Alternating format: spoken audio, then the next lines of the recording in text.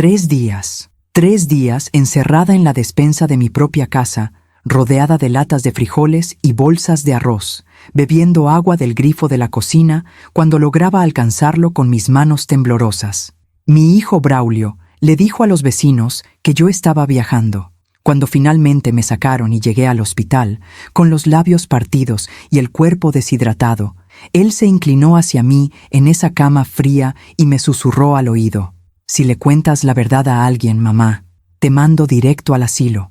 Y ahí sí que nadie va a escuchar tus quejas». Me quedé en silencio, pero lo que Braulio no sabía es que el doctor había escuchado todo. Me llamo Isabela Cienfuegos, tengo 60 años, y durante mucho tiempo creí que el amor de madre podía soportarlo todo, perdonarlo todo, silenciarlo todo. Estaba equivocada. Esta historia comienza 6 meses antes, en una tarde de octubre que olía a café de olla y pan dulce. Yo estaba en mi cocina, esa cocina que había sido testigo de tantas cenas familiares, de tantas risas. Mi casa, la casa que mi difunto esposo Roberto y yo construimos con tanto esfuerzo durante 30 años de matrimonio. Braulio llegó esa tarde con una sonrisa que no le llegaba a los ojos. «Mamá», me dijo mientras se servía café en mi taza favorita, la de porcelana con flores azules que Roberto me regaló en nuestro aniversario. «Tenemos que hablar sobre tu futuro». Yo estaba preparando calabaza en tacha. Recuerdo que mis manos seguían moviendo la cuchara de madera mientras él hablaba. «Ya no puedes vivir sola», continuó. «Te estás poniendo mayor. Olvidas cosas. El otro día dejaste la estufa prendida». Eso era mentira. Yo jamás había dejado la estufa prendida. Pero Braulio lo dijo con tanta seguridad, con tanta preocupación fingida en su voz, que por un momento hasta yo misma dudé de mi memoria. «Tal vez deberías considerar vender la casa», sugirió, mirando las paredes como si ya estuviera calculando cuánto valían. «Yo podría ayudarte a administrar el dinero. Ya sabes que no eres buena con los números». En ese momento debí haber visto la trampa. Debí haberme dado cuenta de que esa conversación no era sobre mi bienestar, sino sobre algo mucho más oscuro. Pero una madre siempre quiere creer que su hijo la está protegiendo. Roberto había muerto hacía 2 años. Un infarto mientras dormía, sin dolor, sin despedidas. Me dejó esta casa pagada, una pensión modesta pero digna, y algunos ahorros que habíamos guardado toda la vida. No éramos ricos, pero yo tenía lo suficiente para vivir con tranquilidad el resto de mis días. Braulio lo sabía, y eso fue el principio de todo. Esa noche, cuando él se fue, me quedé mirando mi taza de porcelana con flores azules. Estaba vacía, pero en el fondo quedaban restos del café que Braulio había tomado. Una mancha oscura, como una sombra. No sabía que esa taza se convertiría en testigo silencioso de mi propia historia. ¿Alguna vez has confiado tanto en alguien que amabas que dejaste de ver las señales? ¿Has dado todo de ti, solo para descubrir que quien más querías era quien menos lo merecía? Si alguna vez te has sentido así, cuéntame tu historia en los comentarios. Quiero leerte, porque a veces compartir nuestro dolor es el primer paso hacia la sanación. Voz que se quiebra ligeramente. Lo que pasó después, lo que Braulio hizo en los meses siguientes, aún me cuesta creerlo. Pero antes de contarte cómo llegué a estar encerrada en esa despensa, necesito que entiendas quién era yo antes de que todo se derrumbara. Porque esta historia no es solo sobre lo que me hicieron, es sobre lo que encontré cuando toqué fondo, y sobre cómo la justicia a veces llega de las formas más inesperadas. Antes de que todo se rompiera, mi vida era simple pero hermosa. Me levantaba cada mañana a las 6, cuando el sol apenas comenzaba a iluminar el patio trasero de mi casa.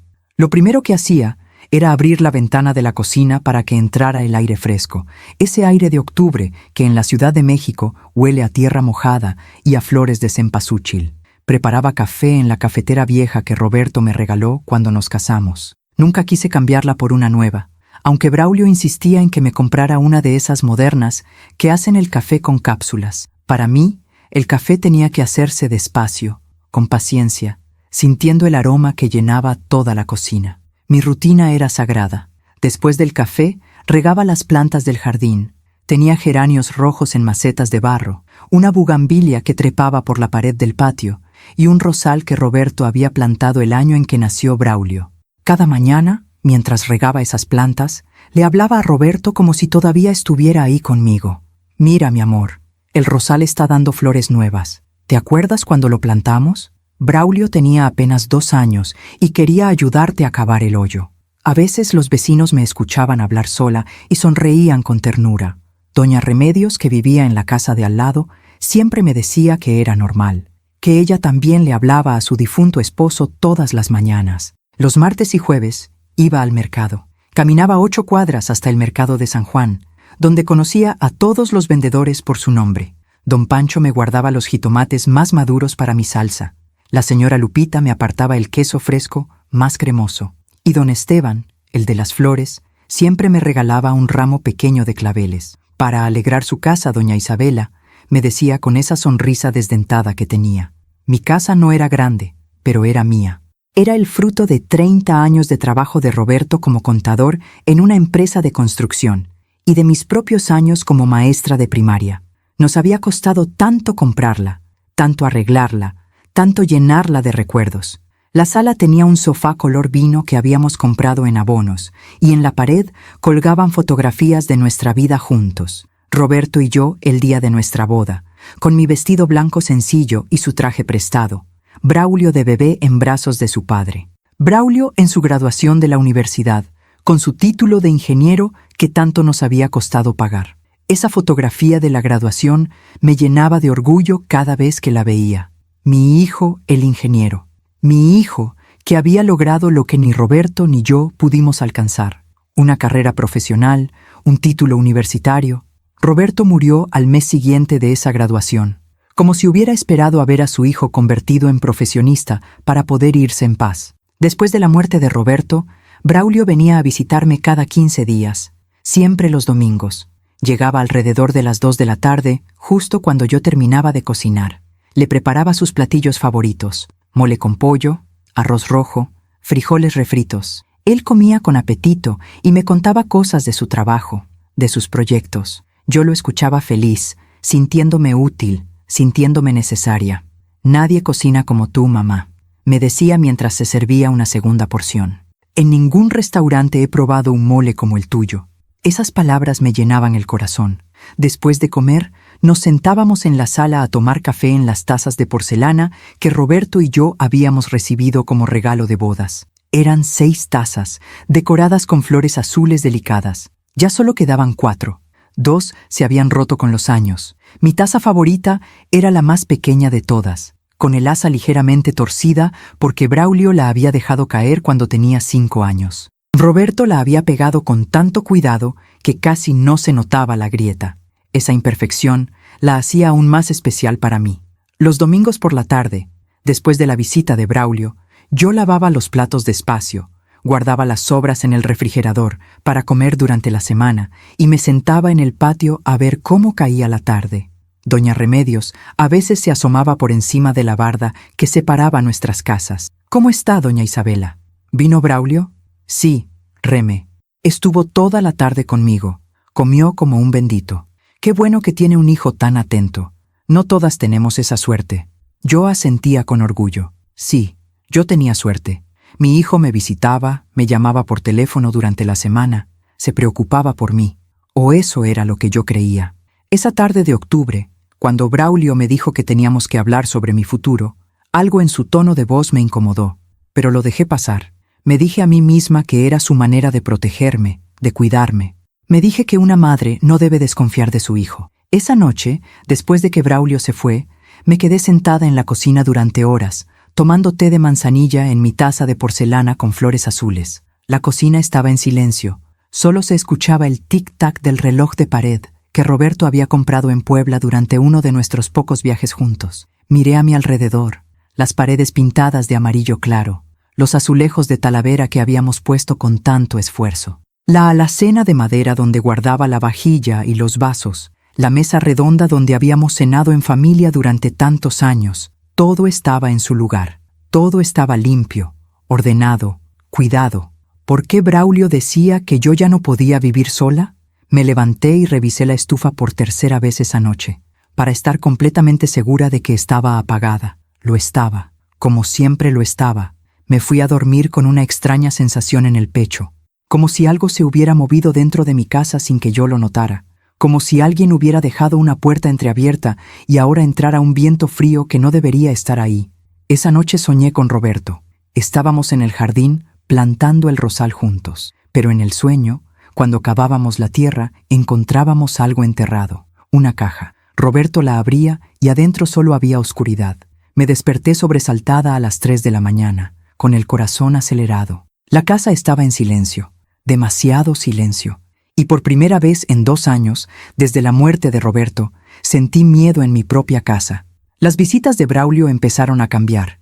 Ya no venía solo los domingos. Ahora aparecía entre semana, sin avisar, tocando el timbre a las 10 de la mañana o a las 6 de la tarde, siempre con esa misma sonrisa que no le llegaba a los ojos. Solo pasaba por aquí, mamá. Quería ver cómo estabas. Al principio me alegraba verlo. Pensaba que tal vez se sentía solo después de haber terminado con su novia hacía unos meses. Tal vez me extrañaba más. Tal vez necesitaba la compañía de su madre. Pero pronto me di cuenta de que algo más estaba pasando. Braulio empezó a revisar cosas. Abría los cajones de la cocina como si buscara algo. Miraba los papeles que yo dejaba sobre la mesa. Preguntaba por documentos que yo ni siquiera sabía que existían. Mamá, ¿dónde guardas las escrituras de la casa? En el archivero del cuarto de Roberto, como siempre. ¿Y los estados de cuenta del banco? ¿Los tienes organizados? Braulio, ¿para qué necesitas saber eso? Es que me preocupa que no tengas todo en orden, mamá. A tu edad hay que ser más cuidadosa con los papeles importantes. A mi edad. Como si tener 60 años me convirtiera en una inválida incapaz de cuidar mis propios documentos. Una tarde llegó con una carpeta llena de papeles. Mamá, hice una cita con un notario amigo mío. Dice que sería bueno que hicieras un testamento. Ya sabes, para que todo quede claro cuando cuando ya no estés. Me senté en el sofá de la sala, sintiendo cómo se me erizaba la piel. No era la idea del testamento lo que me incomodaba. Roberto y yo habíamos hablado de eso muchas veces. Lo que me incomodaba era la urgencia en la voz de Braulio, la manera en que me miraba como si ya estuviera contando los días. Braulio, no tengo prisa por hacer un testamento. Me siento bien, gracias a Dios. Pero mamá, nadie sabe cuándo va a pasar algo. Papá tampoco pensaba que iba a morir tan pronto. Esa frase me dolió como una bofetada. Roberto había muerto a los 62 años, apenas 2 años mayor de lo que yo tenía ahora. ¿Acaso Braulio estaba esperando que yo muriera pronto también? Además, continuó, sentándose a mi lado y tomando mi mano con una suavidad que me pareció falsa, si haces el testamento ahora, yo puedo ayudarte a decidir cómo distribuir todo. No queremos que haya problemas después. ¿Problemas? Braulio, tú eres mi único hijo. Todo lo que tengo es tuyo de todas formas. No hay nada que distribuir. Pero hay que hacerlo legal, mamá. Hay que hacerlo oficial. Esa noche, después de que se fue, me quedé pensando en esa conversación. Algo no me cuadraba. Braulio nunca había mostrado tanto interés en temas legales o en mi bienestar financiero. Cuando Roberto murió, él ni siquiera me acompañó a hacer los trámites de la pensión. Yo tuve que ir sola, con doña Remedios, a todas las oficinas del gobierno. Y ahora, de repente, quería ayudarme con testamentos y documentos. Los días siguientes fueron extraños. Braulio empezó a decir cosas que me hacían dudar de mí misma. Mamá, ayer me llamó doña Remedios. Dice que te vio regar las plantas a las 2 de la mañana. ¿Es cierto?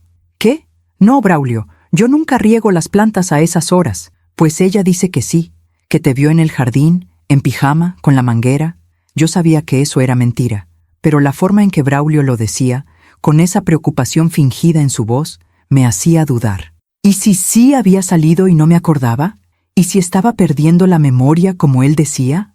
También me contó que dejaste la puerta de la calle abierta toda la noche el martes pasado. Eso tampoco es cierto, Braulio. Mamá, no te estoy regañando. Solo me preocupo por ti. Estas cosas pasan cuando uno se hace mayor. No es tu culpa. Pero yo sabía que sí cerraba bien la puerta. Todas las noches, antes de acostarme, le daba 2 vueltas a la llave y ponía la cadena de seguridad. Era una costumbre que Roberto me había enseñado y que yo nunca había dejado de hacer. Sin embargo, las palabras de Braulio se quedaban en mi cabeza como semillas venenosas. Me hacían cuestionar mis propios recuerdos, mis propias acciones. Una mañana, mientras preparaba café, me di cuenta de que mi taza de porcelana con flores azules no estaba en el estante donde siempre la guardaba. La busqué por toda la cocina. Finalmente la encontré dentro del horno. ¿Cómo había llegado ahí? Yo jamás guardaba las tazas en el horno. Me senté en la mesa de la cocina, sosteniendo la taza entre mis manos temblorosas, tratando de recordar si había sido yo quien la había puesto ahí. Pero no podía recordarlo. Mi mente estaba en blanco. Tal vez Braulio tenía razón. Tal vez sí estaba empezando a olvidar cosas. Esa tarde, cuando Braulio llegó de visita, le conté sobre la taza. Encontré mi taza adentro del horno. No sé cómo llegó ahí. En lugar de sorprenderse, Braulio asintió lentamente, como si eso solo confirmara algo que él ya sabía. ¿Ves, mamá? Por eso me preocupo. Estas cosas son señales. Deberías ir al doctor. Tal vez necesitas medicamento para la memoria. No necesito medicamento, Braulio. Fue solo una vez. Pero puede empeorar. Y si empeora, no vas a poder vivir sola. Vas a necesitar ayuda. Esa palabra, ayuda, la forma en que la pronunció, me puso la piel de gallina. Las siguientes semanas empecé a sentirme observada en mi propia casa. Braulio aparecía sin avisar a cualquier hora. Tocaba el timbre y cuando yo abría la puerta, él me miraba de arriba a abajo, como si estuviera evaluándome. ¿Estabas durmiendo, mamá? Son las 10 de la mañana. No, estaba leyendo en mi cuarto. Ah, pensé que tal vez te sentías mal. Empezó a llevar comida preparada cuando venía de visita. Toppers con guisados que decía haber comprado en un restaurante cerca de su oficina. Para que no tengas que cocinar, mamá, ya no deberías estar tanto tiempo parada en la cocina. Yo aceptaba la comida para no hacerlo sentir mal, pero en el fondo me dolía. Cocinar era una de las pocas cosas que todavía me hacían sentir útil, que todavía me conectaban con Roberto, con los años en que éramos una familia. Una noche, mientras calentaba uno de los guisados que Braulio había traído, sentí un sabor extraño, amargo, como si la comida estuviera echada a perder. La escupí en el fregadero y tiré todo el tupper a la basura. Al día siguiente me sentí mareada toda la mañana. Pensé que tal vez era la presión o que había dormido mal, pero cuando Braulio llegó esa tarde y me vio pálida, sonrió de una manera que no me gustó. ¿Ves, mamá? No estás bien. Necesitas que alguien te cuide. Doña Remedios empezó a comportarse diferente conmigo también. Ya no se asomaba tanto por encima de la barda. Ya no me saludaba con la misma calidez de siempre. Cuando la veía en la calle, desviaba la mirada. Un día la encontré en el mercado y me acerqué a saludarla. «Reme, ¿cómo has estado? Ya casi no platicamos». Ella me miró con una expresión extraña, entre lástima y incomodidad. «Ay, doña Isabela, es que su hijo me pidió que la vigilara. Dice que usted anda haciendo cosas raras, que sale en la madrugada, que deja las puertas abiertas». Se me heló la sangre. «¿Braulio te pidió que me vigilaras?» «Sí, me dijo que le avisara si veía algo extraño. Que usted está enferma de la cabeza, pero no quiere aceptarlo».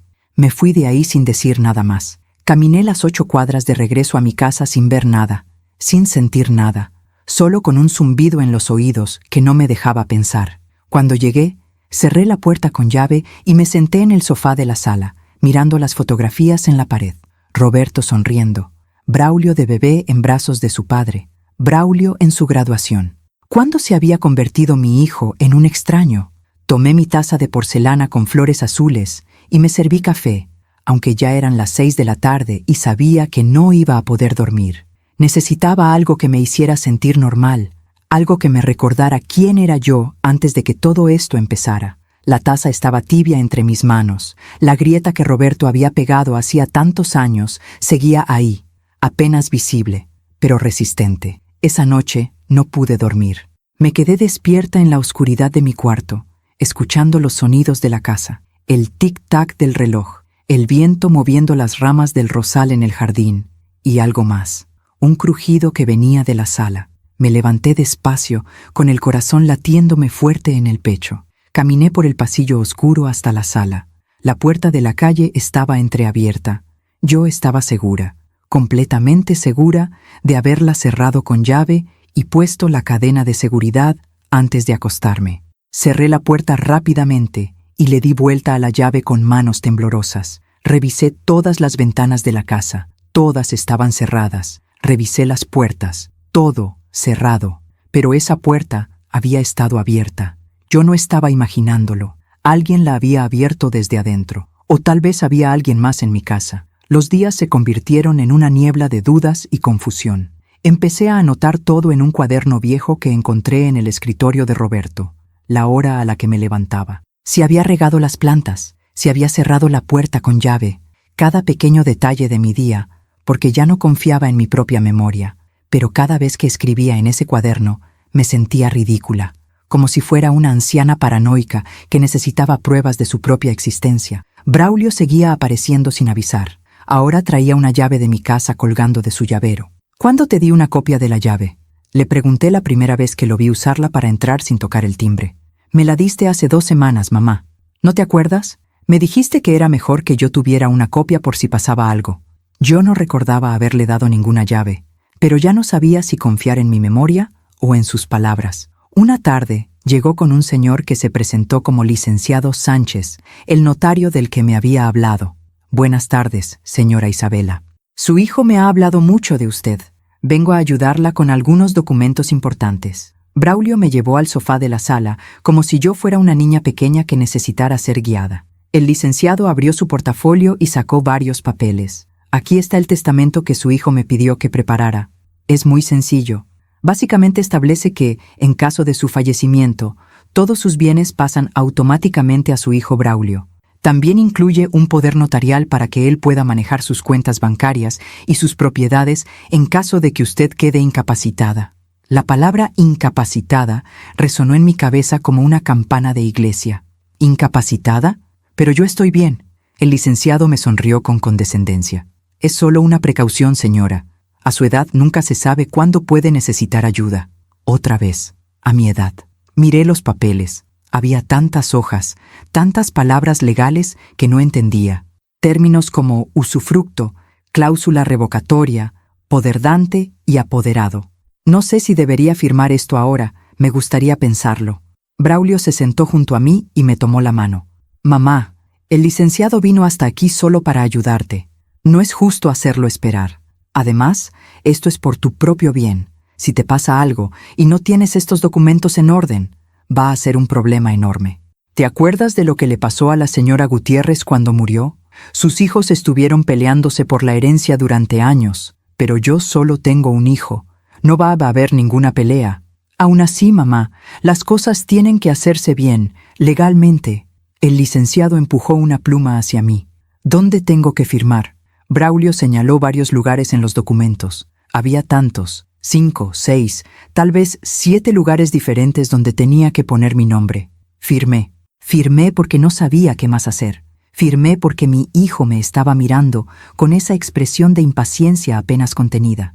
Firmé porque el licenciado ya tenía su pluma en la mano, lista para validar mi firma como testigo. Cuando terminé, el licenciado guardó los papeles en su portafolio con una rapidez que me pareció sospechosa. Perfecto, todo en orden. Su hijo tiene ahora la autoridad legal para ayudarla con cualquier trámite financiero o legal que necesite.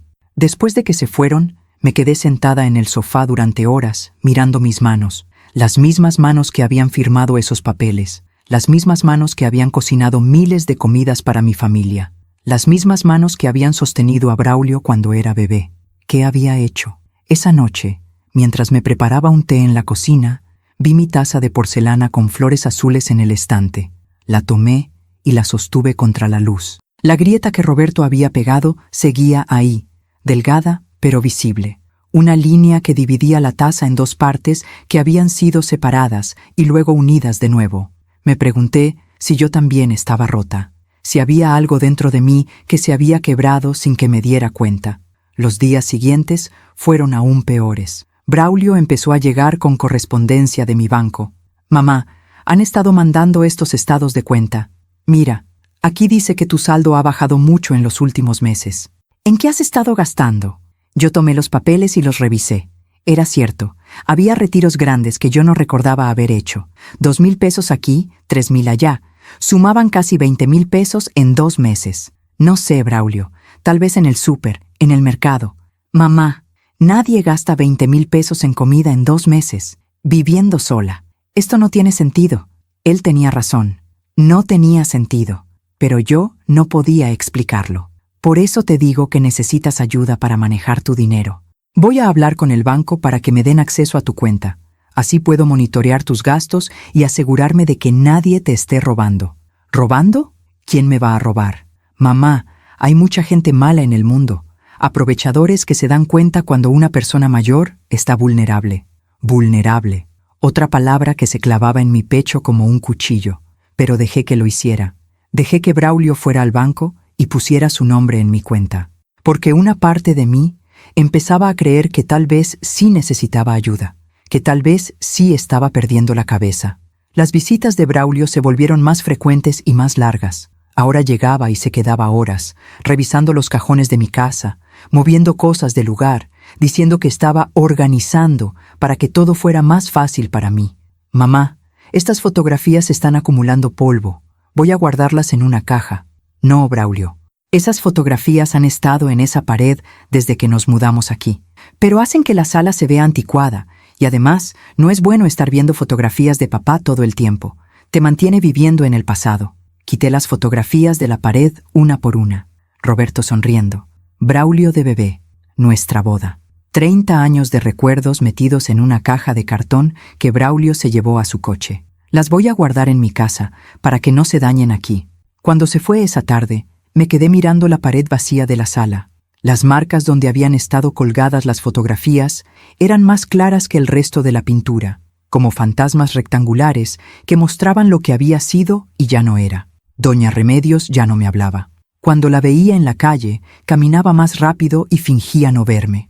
Los vendedores del mercado también empezaron a tratarme diferente, con más lentitud, como si yo no entendiera las cosas simples. ¿Cuánto cuesta el kilo de jitomate, don Pancho? 40 pesos, doña Isabela. 40.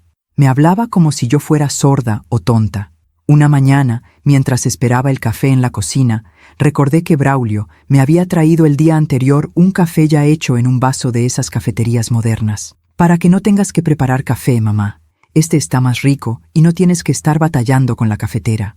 Yo lo había tomado por cortesía, aunque sabía a cartón y a nada comparado con mi café de siempre. Pero esa mañana, mientras miraba mi cafetera vieja sobre la estufa, me di cuenta de que no la había usado en 3 días. ¿Cuándo había dejado de hacer mi propio café? ¿Cuándo había empezado a dejar que Braulio decidiera qué debía tomar, qué debía comer, qué debía tener en mi propia casa? Me serví café en mi taza de porcelana con flores azules. Lo tomé despacio, sintiendo el calor del líquido bajar por mi garganta. Sabía a hogar, sabía a Roberto. Sabía a todos los años que había pasado en esta cocina, preparando desayunos para mi familia. Mientras tomaba ese café, me quedé quieta, escuchando. No se oía nada, solo el silencio de la casa vacía. Un silencio que antes me parecía paz, pero que ahora empezaba a parecerse al aislamiento. Miré mi reflejo en la ventana de la cocina. Una mujer de 60 años con el pelo canoso, con arrugas alrededor de los ojos y la boca. Todavía con los ojos claros y despiertos, todavía de pie, todavía viva. ¿Cuándo había empezado a sentirme como un fantasma en mi propia casa? Esa tarde, Braulio llegó con más papeles del banco. Mamá, tengo que darte una mala noticia. Tu pensión no va a ser suficiente para mantener esta casa. Los gastos de luz, agua, predial, todo está subiendo. Y tú no tienes ingresos además de la pensión. He vivido con esa pensión durante 2 años, Braulio. Alcanza perfectamente. Alcanzaba, pero las cosas cambian, los precios suben y tú estás gastando más de lo que crees. Por eso necesitas vender la casa y mudarte a un lugar más pequeño. O mejor aún, podrías vivir conmigo. La idea de vivir con Braulio me llenó de un terror frío que no pude explicar. No quiero vender mi casa, Braulio. Esta es la casa que construí con tu padre. Pero papá ya no está aquí, mamá. ¿Y tú? No puedes seguir aferrada a una casa que ya no puedes mantener. Esa noche, acostada en mi cama, en el cuarto que había compartido con Roberto durante 30 años, me di cuenta de algo. Braulio nunca preguntaba qué quería yo, solo me decía qué necesitaba hacer, qué debía firmar, qué debía vender, dónde debía vivir. Y yo había aceptado todo sin pelear. Había firmado papeles sin leerlos bien. Había dejado que se llevara mis fotografías. Había permitido que pusiera su nombre en mi cuenta bancaria. Había dejado que me convenciera de que yo era el problema. Me levanté de la cama y caminé hasta la cocina en la oscuridad. Tomé mi taza de porcelana con flores azules del estante. Pasé mis dedos sobre la grieta que Roberto había pegado con tanto cuidado. La taza se había roto, pero alguien la había amado lo suficiente como para repararla. ¿Acaso yo no merecía esa misma oportunidad? La oportunidad de estar rota y aún así ser digna de cuidado, de amor, de respeto. Algo en mi interior empezó a despertar. Una voz pequeña, enterrada bajo capas de dudas y manipulación, que susurraba una verdad que yo había estado negando durante meses. Mi hijo no me estaba cuidando. Mi hijo me estaba controlando. Y yo había dejado que pasara porque tenía miedo. Miedo de estar sola. Miedo de ser una carga. Miedo de admitir que mi propio hijo podía querer hacerme daño. Pero esa noche, parada en mi cocina a oscuras, sosteniendo esa taza rota y reparada, tomé una decisión. Iba a empezar a escribir todo, no solo en mi cuaderno privado, sino también en lugares donde Braulio pudiera encontrarlo. Iba a dejar evidencia, iba a protegerme, porque tenía el presentimiento de que algo peor estaba por venir. Y no me equivoqué. Mientras escribo esto desde la cama del hospital, como estoy escribiendo ahora en mi corazón, pienso en esa ciudad donde estás tú, escuchándome. Pienso en cómo a veces estamos tan solos, cada uno en nuestro rincón del mundo, compartiendo las mismas heridas. Si puedes, escribe en los comentarios el nombre de tu ciudad. Quiero saber dónde está la persona que me está dando su tiempo, su oído, su compasión. Porque esto que te cuento no es solo mi historia. Es la historia de tantas madres, de tantas mujeres que confiaron demasiado. Empecé a buscar los papeles que había firmado. Una mañana, después de que Braulio se fue, revisé el archivero donde Roberto guardaba todos nuestros documentos importantes. Las escrituras de la casa seguían ahí, en su folder amarillo de siempre. Pero cuando busqué las copias del testamento y del poder notarial que había firmado, no las encontré. Braulio se las había llevado todas. Llamé al banco. Me atendió una chica joven que hablaba con ese tono alegre y profesional que usan en los centros de llamadas. Buenos días. ¿En qué puedo ayudarle? Habla Isabela Cienfuegos. Quiero saber quién tiene acceso a mi cuenta. Hubo una pausa. Escuché el tecleo de una computadora. Señora Cienfuegos, según nuestro sistema, usted autorizó hace 3 semanas que el señor Braulio Cienfuegos tuviera acceso completo a su cuenta. Él puede hacer retiros, transferencias y consultas sin necesidad de su autorización. Se me cayó el alma al piso. ¿Acceso completo? Yo pensé que solo era para consultar, no para hacer retiros. No, señora. El documento que firmó le da poderes completos sobre la cuenta. ¿Hay algún problema? No. Gracias. Colgué con las manos temblando. Esos 20,000 pesos que habían desaparecido de mi cuenta en los últimos meses. No había sido yo quien los gastó. Había sido Braulio. Me senté en la mesa de la cocina, tratando de procesar lo que acababa de descubrir. Mi hijo me estaba robando. Mi propio hijo estaba sacando dinero de mi cuenta sin decirme nada. ¿Y el testamento? ¿Qué más había firmado sin darme cuenta? Esa tarde, cuando Braulio llegó, traía comida preparada otra vez. Pollo con mole en un tupper de plástico. Para que no cocines hoy, mamá. Sé que has estado cansada. Lo miré diferente, tratando de ver en su cara alguna señal de culpa, de remordimiento. Pero solo vi esa sonrisa que ya no me parecía cariñosa, sino calculadora. Gracias, hijo. Comí el mole aunque no tenía hambre. Braulio se sentó frente a mí, mirándome comer como si estuviera evaluando cada bocado que me llevaba a la boca. ¿Está rico? Sí, muy rico. Me alegro. Este restaurante es de un amigo mío. Hace comida especial para personas mayores, suave, fácil de digerir. Comida para personas mayores, como si yo fuera una anciana inválida que no podía masticar bien. Después de comer, me empezó a sentir mareada otra vez, esa misma sensación de la vez anterior, como si la habitación diera vueltas lentamente. ¿Te sientes bien, mamá? Te ves pálida. Me siento un poco mareada. Deberías acostarte. Yo me quedo aquí un rato para asegurarme de que estés bien. Subí a mi cuarto con pasos lentos. La cabeza me daba vueltas. Me acosté en la cama y cerré los ojos, pero podía escuchar a Braulio abajo, moviéndose por la casa, abriendo cajones, moviendo cosas. Cuando desperté, ya era de noche. Habían pasado varias horas. Bajé las escaleras con cuidado, aún sintiéndome débil. Braulio ya no estaba, pero la casa se sentía diferente, como si alguien hubiera estado buscando algo. Revisé el archivero de Roberto otra vez. Las escrituras de la casa ya no estaban. El corazón me empezó a latir con fuerza. Revisé todos los cajones de la sala, del comedor, de la cocina. Nada. Braulio se había llevado las escrituras de mi casa. Esa noche llamé a un número que encontré en las páginas amarillas viejas que Roberto guardaba. Un abogado. Necesitaba hablar con alguien que me dijera qué hacer. La secretaria me dijo que la consulta costaba 1,500 pesos y que podía ir al día siguiente a las 11 de la mañana. Acepté. A la mañana siguiente me arreglé con cuidado. Me puse un vestido azul que Roberto siempre decía que me quedaba bonito. Me peiné el cabello hacia atrás con un broche que había sido de mi madre. Quería verme digna, cuerda, capaz. El despacho del abogado quedaba en un edificio viejo del centro, cerca del Zócalo. Subí 3 pisos por unas escaleras estrechas que olían a humedad y a papel viejo.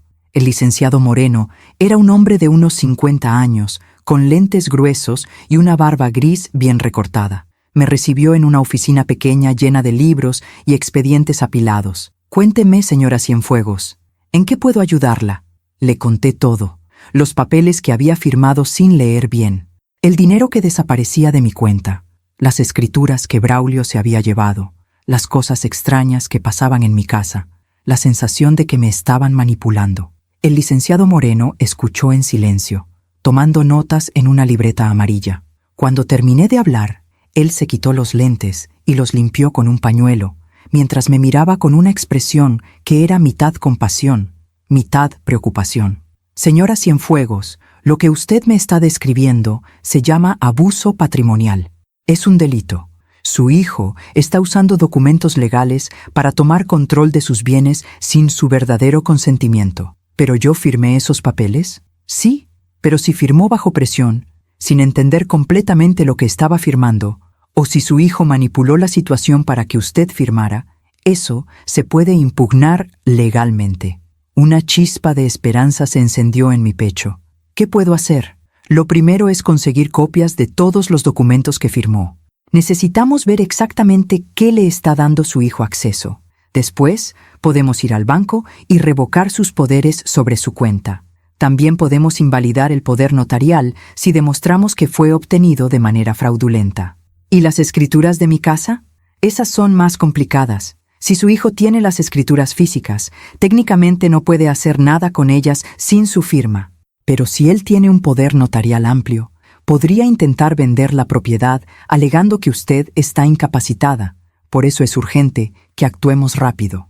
Me explicó que necesitaba 1,500 pesos para la consulta de ese día y que si quería que él me representara, el costo total del caso sería de aproximadamente 30,000 pesos. 30,000 pesos. Era casi todo lo que me quedaba en ahorros después de los retiros que Braulio había hecho. «Necesito pensarlo», le dije. «No se tarde mucho, señora. Mientras más tiempo pase, más difícil será recuperar el control de sus bienes». Salí del despacho sintiéndome aturdida. Caminé por las calles del centro sin rumbo fijo, pasando por vendedores ambulantes, por iglesias antiguas, por edificios coloniales que habían visto pasar siglos de historias. Me senté en una banca del Zócalo a ver a la gente pasar. Familias con niños, parejas de novios, ancianos alimentando palomas.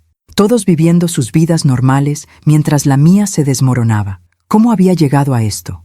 Como una mujer que había criado a un hijo, que había trabajado durante años como maestra, que había construido una vida junto a un buen hombre, ahora estaba sentada en una plaza pública tratando de decidir si debía gastar sus últimos ahorros en defenderse de su propio hijo.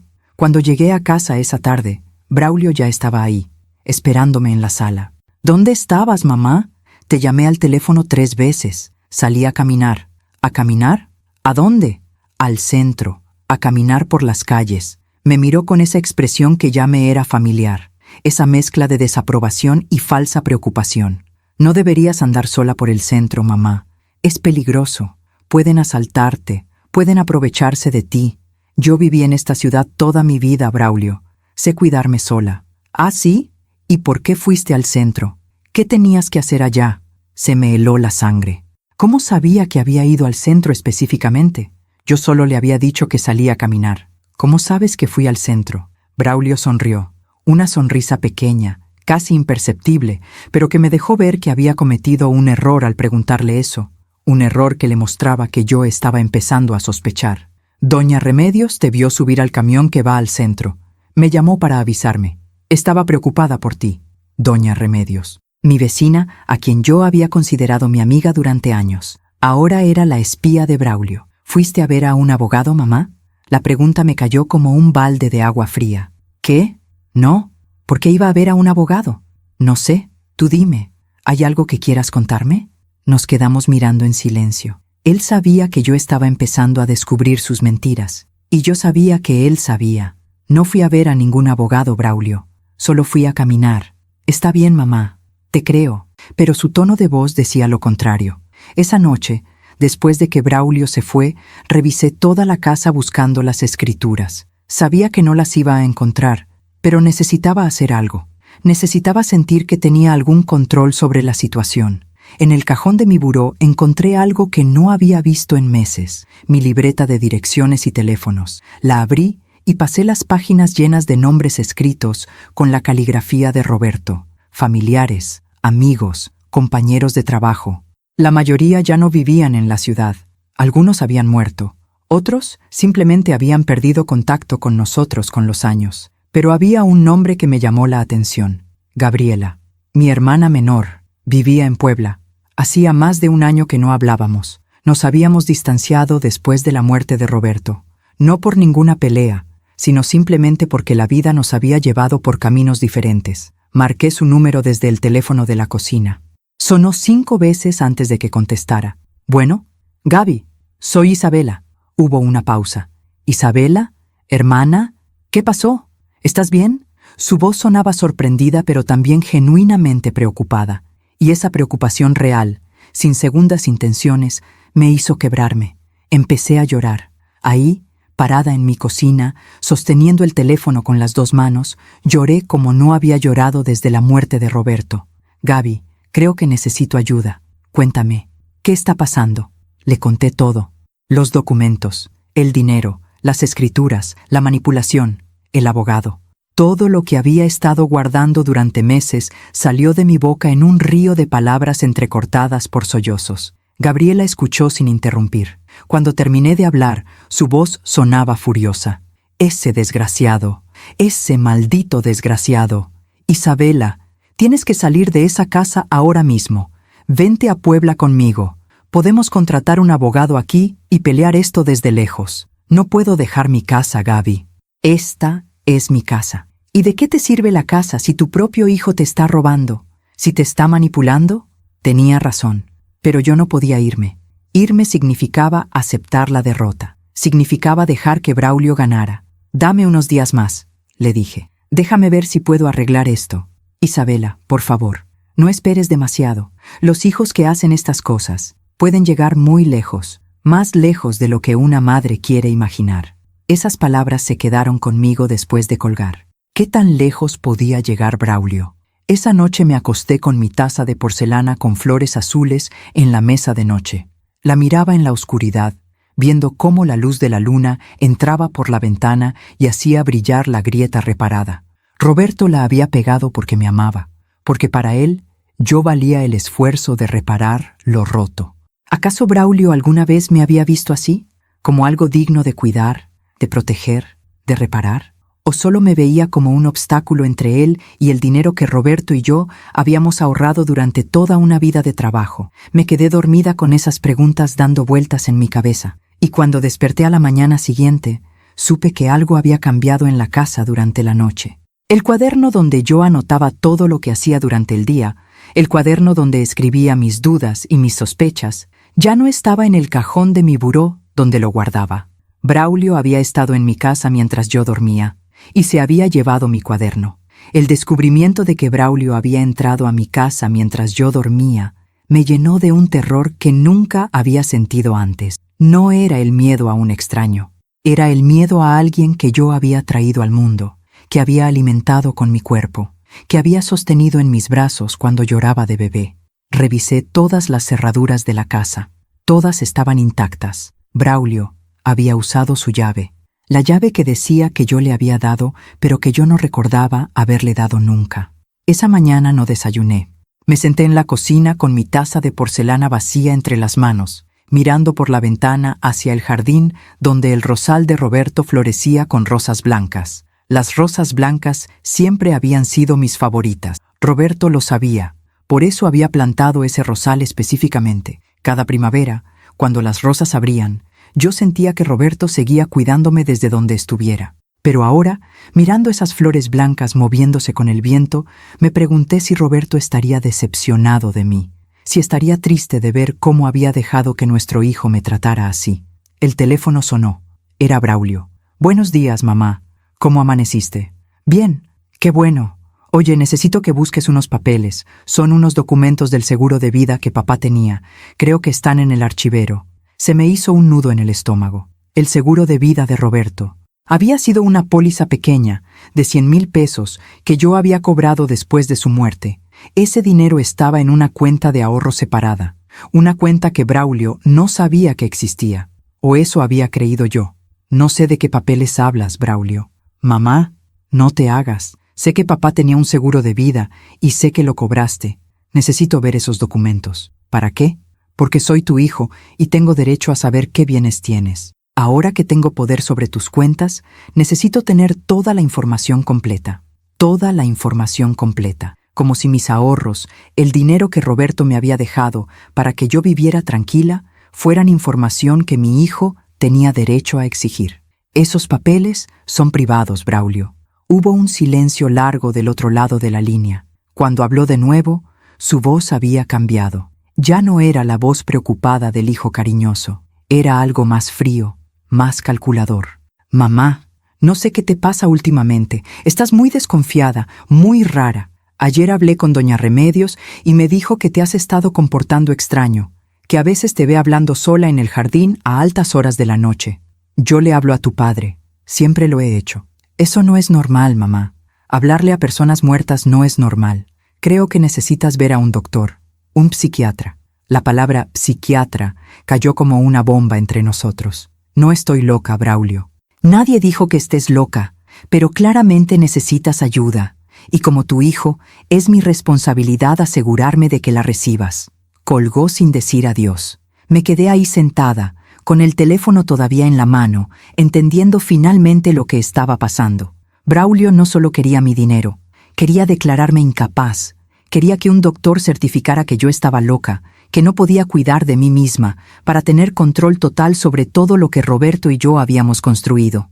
Y había estado preparando el terreno durante meses, diciéndole a los vecinos que yo hacía cosas raras, convenciendo a la gente de que yo estaba perdiendo la razón, creando un historial de comportamiento extraño que podría usar en mi contra. Por primera vez en meses, todo tenía sentido. La comida que me traía y que me hacía sentir mareada, los objetos que aparecían en lugares donde yo no los había puesto, las puertas que amanecían abiertas. Todo había sido él, manipulando mi entorno para hacerme dudar de mi propia cordura. Me levanté y fui directamente al teléfono. Marqué el número de Gabriela otra vez. «Gaby, necesito que vengas. Por favor, lo necesito ahora». Mi hermana llegó 2 días después. Tomó el autobús desde Puebla y apareció en mi puerta con una maleta pequeña y una expresión de determinación en el rostro. «Enséñame todo», me dijo en cuanto entró. Le mostré el archivero vacío donde habían estado las escrituras. Le mostré los estados de cuenta del banco con los retiros que yo no había hecho. Le conté sobre el testamento y el poder notarial que había firmado sin entender completamente. Gabriela revisó todo con ojo crítico.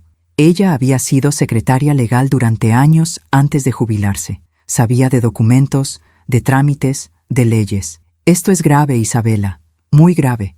Tu hijo está cometiendo varios delitos. Abuso patrimonial, fraude, posiblemente hasta falsificación si es que manipuló alguno de estos documentos. ¿Qué puedo hacer?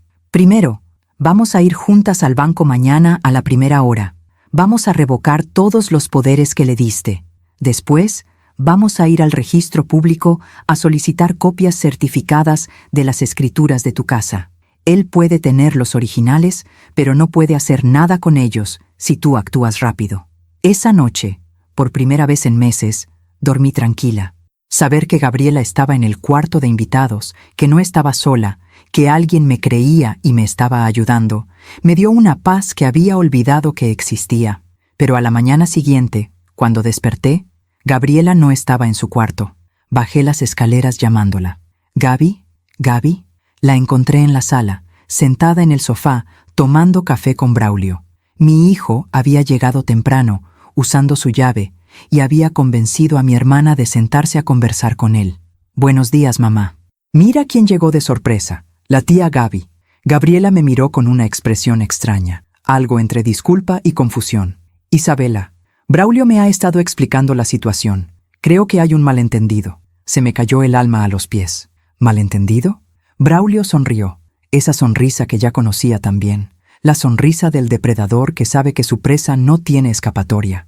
Le estaba contando a la tía que has estado muy confundida últimamente, que a veces olvidas cosas, que mezclas los hechos, que por eso yo he estado tratando de ayudarte con tus finanzas y tus documentos, para protegerte. Gaby, no le creas, te lo expliqué todo ayer, los retiros, las escrituras. Isabela, cálmate, me dijo Gabriela con esa voz suave que se usa para hablarle a alguien que está alterado. Braulio me mostró los documentos. Todo está en orden. Tú firmaste esos papeles voluntariamente. Está tu firma, tu huella digital, el sello del notario. Pero yo no entendía lo que estaba firmando. Él me presionó. Mamá, nadie te presionó. Tú estabas perfectamente consciente cuando firmaste. El licenciado Sánchez puede confirmarlo. Me di cuenta en ese momento de que había perdido. Braulio se había adelantado a mí. Había sabido que yo iba a buscar ayuda y había llegado primero a convencer a Gabriela de que yo era el problema. Braulio me sugirió algo que creo que tiene sentido, continuó Gabriela, mirándome con una mezcla de compasión y pena que me partió el corazón. Dice que deberías ir a ver a un doctor, hacerte algunos estudios, para descartar cualquier problema de salud que pueda estar afectando tu memoria. No tengo ningún problema de salud. Entonces no hay problema en ir al doctor, ¿verdad? Solo para estar seguros. Braulio se levantó del sofá y se acercó a mí. Me puso una mano en el hombro con un gesto que a cualquier observador le parecería cariñoso, pero que a mí me hizo sentir como si me estuviera marcando como su propiedad. Es por tu bien, mamá. Solo queremos cuidarte. Gabriela se quedó 2 días más, pero ya no hablamos de abogados ni de revocar poderes. En lugar de eso, ella pasó el tiempo ordenando mi casa, cocinando comidas que según ella eran más nutritivas para mí, y hablando con Braulio sobre opciones de cuidado para mí. Cuando se fue, me abrazó largo en la puerta. «Cuídate, hermana. Y por favor, ve a ese doctor. Si resulta que todo está bien, todos vamos a estar más tranquilos, incluyéndote a ti». La vi subirse al taxi que la llevaría a la terminal de autobuses. Mi última esperanza de ayuda se alejaba por la calle, convencida de que yo era una anciana confundida que necesitaba supervisión médica. Braulio esperó hasta que el taxi dobló la esquina para hablar. «¿Ves, mamá? Nadie te va a creer. Todos pueden ver que estás confundida, que necesitas ayuda. Tú hiciste esto. Tú le dijiste cosas a Gabriela antes de que yo pudiera explicarle. Yo solo le dije la verdad, que mi madre está teniendo problemas de memoria y que, como buen hijo, estoy tratando de ayudarla. ¿Y el dinero que has sacado de mi cuenta? ¿Eso también es ayudarme? Ese dinero es para los gastos de la casa, mamá. Para la luz, el agua, el gas.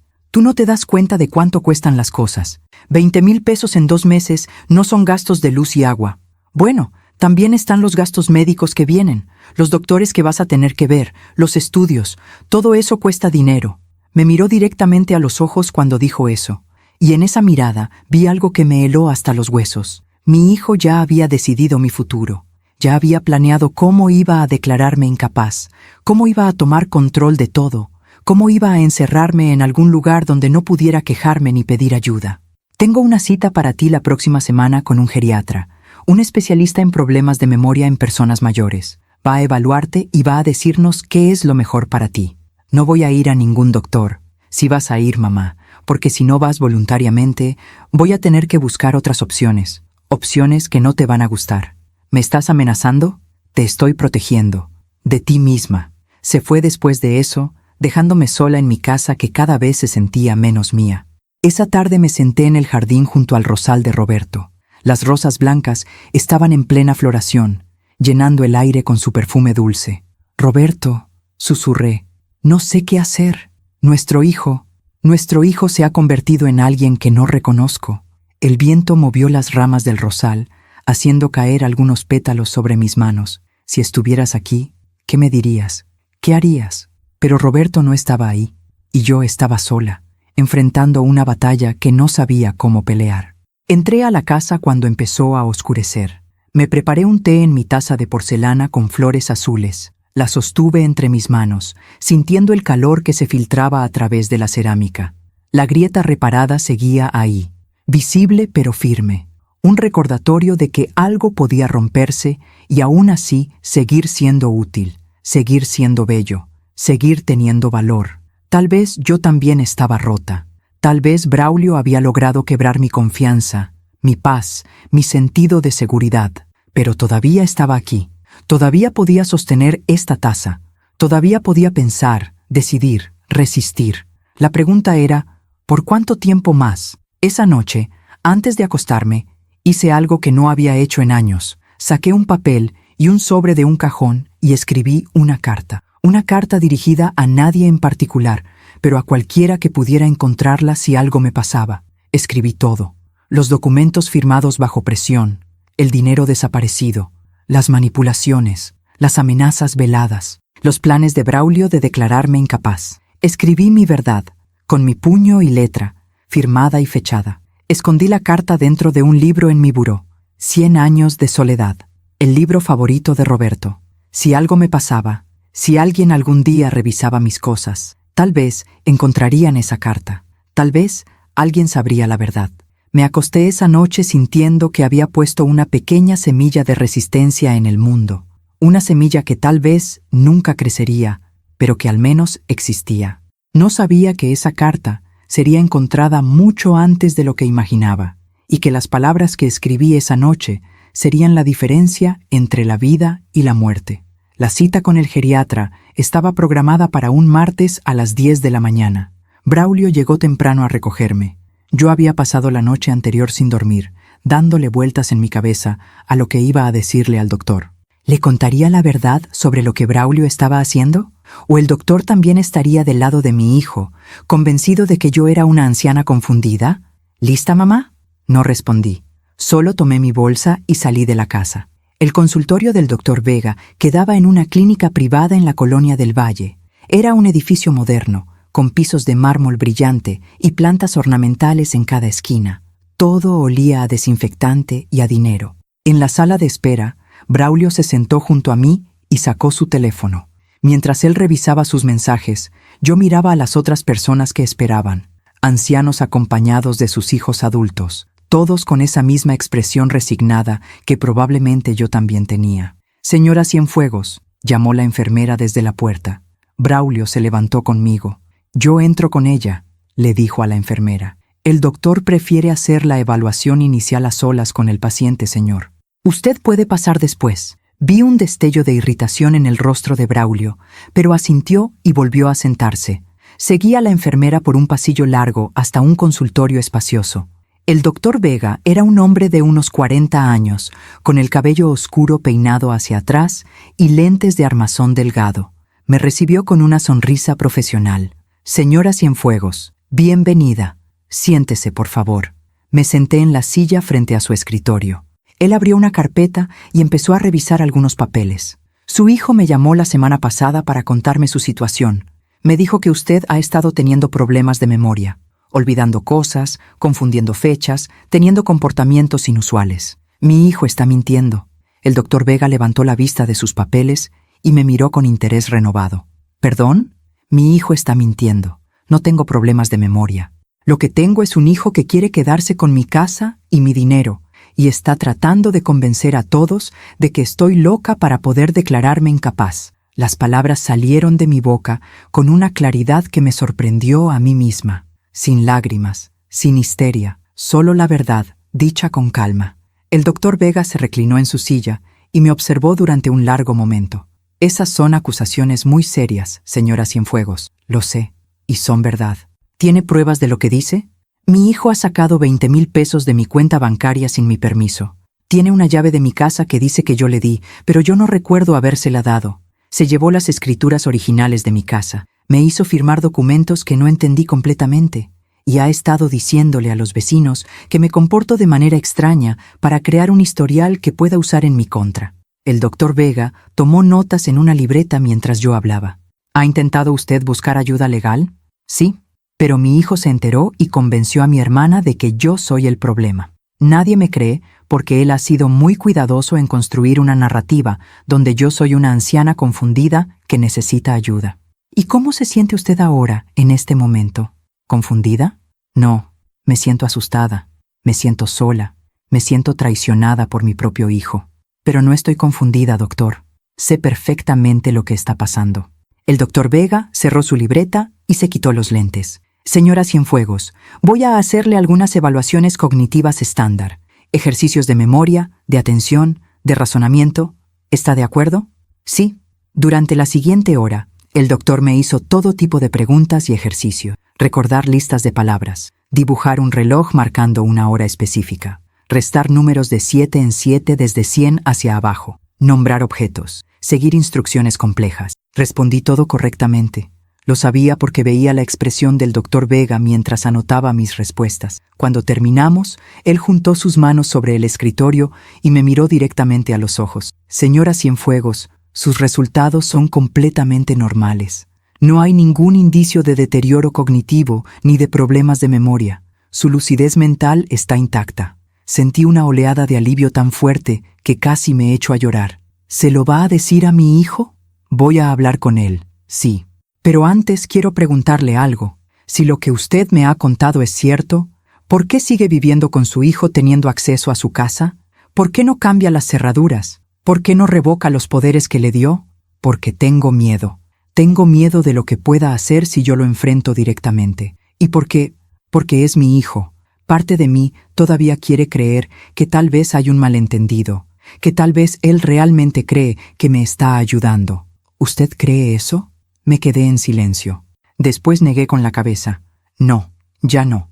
Señora Cienfuegos, escúcheme bien. Si lo que me ha contado es verdad, usted está en una situación de abuso económico y psicológico. Y ese tipo de abuso tiende a escalar, no mejora, empeora. ¿Qué puedo hacer? Puede presentar una denuncia, puede buscar ayuda de las autoridades, puede cambiar las cerraduras de su casa hoy mismo y revocar todos los poderes que le dio a su hijo. Yo puedo darle un reporte médico que certifique que usted está en pleno uso de sus facultades mentales. Ese documento puede servirle legalmente. ¿Y si él dice que usted está mintiendo?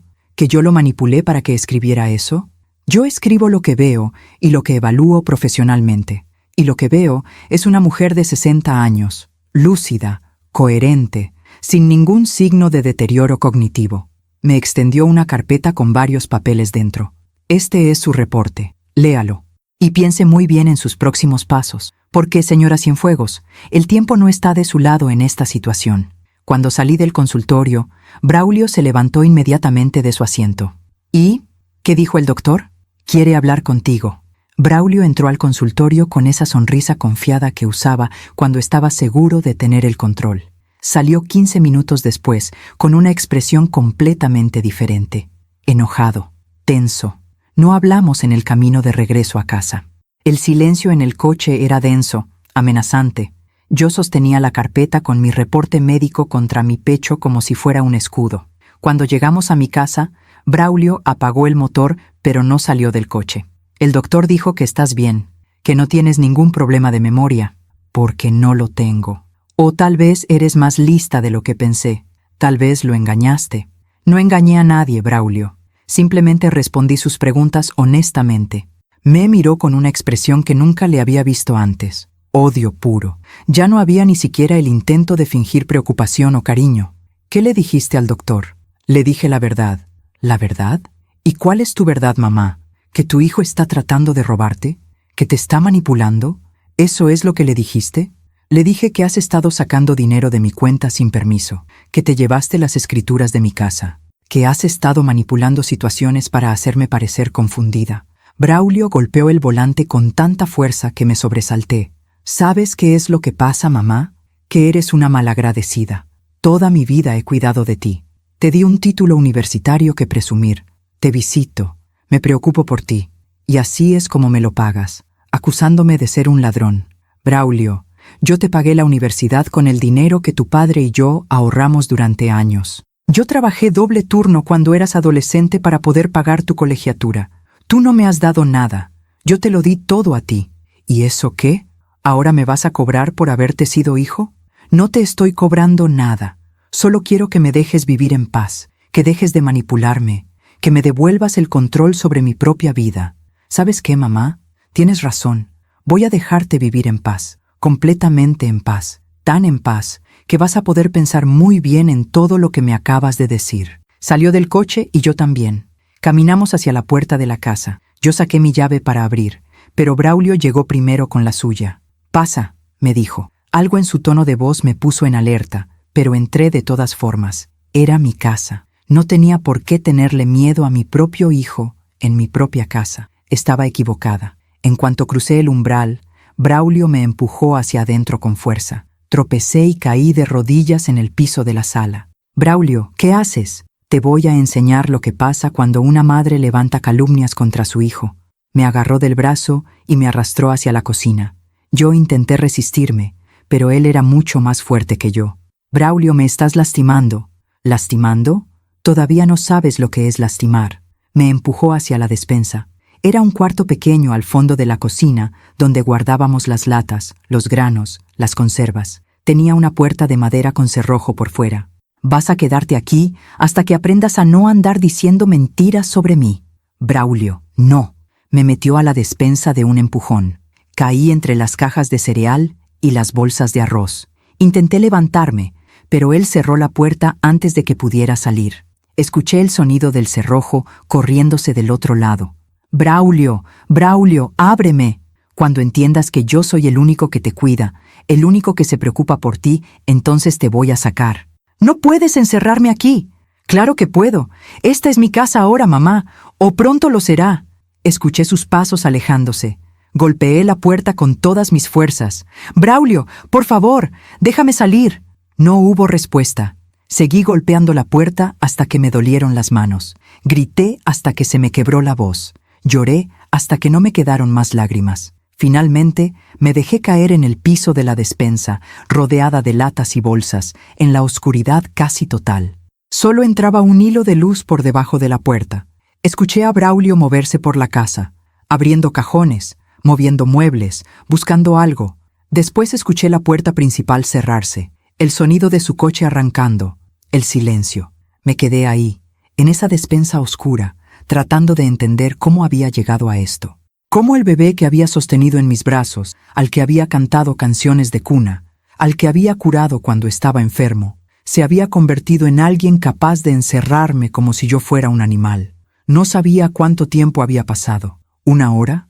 ¿2? No había ventanas en la despensa. No tenía forma de saber. Tenía sed, tanta sed. Había una llave de agua en una esquina de la despensa, conectada a un pequeño lavadero donde yo a veces lavaba los trapos de cocina. Me arrastré hasta ahí y abrí la llave. El agua salió tibia y con un ligero sabor a metal, pero la bebí con desesperación. Después volví a caer al piso, agotada. ¿Y ahora qué?, pensé. ¿Cuánto tiempo planeaba Braulio dejarme aquí? ¿Días? ¿Semanas? ¿Alguien vendría a buscarme? ¿Doña Remedios? ¿Gabriela? Pero Braulio ya había pensado en eso. Les diría que yo estaba viajando, que me había ido a descansar unos días, que estaba bien, y todos le creerían, porque él había construido tan bien su historia de hijo preocupado que nadie dudaría de su palabra. En la oscuridad de esa despensa, rodeada del aroma de canela y café que alguna vez me habían parecido olores hogareños y que ahora olían a encierro, entendí algo fundamental. Había perdido. Braulio había ganado, y yo estaba completamente sola. El primer día en la despensa fue el más difícil, no porque tuviera hambre todavía. Había suficientes latas de frijoles, de atún, de verduras enlatadas a mi alrededor, y tenía agua del lavadero. El problema no era la comida, el problema era el silencio absoluto que me hacía escuchar cada latido de mi corazón, cada respiración, cada pensamiento que daba vueltas en mi cabeza como un animal enjaulado. ¿Dónde estaba Braulio? ¿Vendría hoy? ¿Mañana? ¿O planeaba dejarme aquí hasta que yo suplicara perdón, hasta que firmara cualquier papel que me pusiera enfrente solo para salir de este encierro? Traté de abrir la puerta empujando con todo mi cuerpo. Nada. El cerrojo era viejo pero resistente. Roberto lo había instalado años atrás, cuando Braulio era niño, para evitar que entrara a la despensa y comiera dulces antes de la cena. Nunca imaginamos que ese mismo cerrojo se usaría para esto. Me senté en el piso con la espalda contra las repisas de madera. Cerré los ojos y traté de calmarme, de pensar con claridad. Braulio volvería eventualmente. Tenía que volver. No podía simplemente dejarme aquí para siempre. ¿O sí? Un pensamiento terrible cruzó mi mente. ¿Y si no volvía? ¿Y si su plan era dejarme aquí hasta que...? No podía pensar en eso. Tenía que mantener la cordura. Tenía que creer que sobreviviría a esto. Pasé horas intentando encontrar algo que pudiera usar para forzar la puerta. Busqué entre las cajas y las bolsas algo afilado, algo resistente. Encontré un abrelatas viejo, pero era demasiado pequeño para servir como palanca. La luz que entraba por debajo de la puerta empezó a cambiar. Se volvió más tenue. Estaba anocheciendo. Había pasado todo un día encerrada. Esa noche dormí en el piso de la despensa, usando una bolsa de arroz como almohada. El piso de cemento era frío y duro. Cada vez que me movía, algo me dolía. La espalda, las rodillas, el brazo donde Braulio me había agarrado con tanta fuerza que me había dejado moretones. Soñé con Roberto. Estábamos en el jardín otra vez, como en el sueño anterior. Pero esta vez no estábamos plantando el rosal. Estábamos sentados bajo su sombra, tomando café en las tazas de porcelana. Hicimos algo mal, le dije en el sueño. Algo hicimos mal con Braulio para que se convirtiera en esto. Roberto negó con la cabeza. No, Isabela. Nosotros le dimos amor. Le dimos todo lo que teníamos, pero no podemos controlar quién decide ser una persona. Esa fue su elección, no nuestra culpa. Desperté con los ojos llenos de lágrimas. El segundo día fue peor que el primero. Braulio no vino. La casa estaba en silencio. Solo se escuchaban los sonidos normales de una casa vieja. Las tuberías, el viento, los crujidos de la madera. Empecé a tener sed otra vez. Bebí más agua del lavadero. Tenía un sabor cada vez más metálico, pero era lo único que tenía. Intenté comer algo.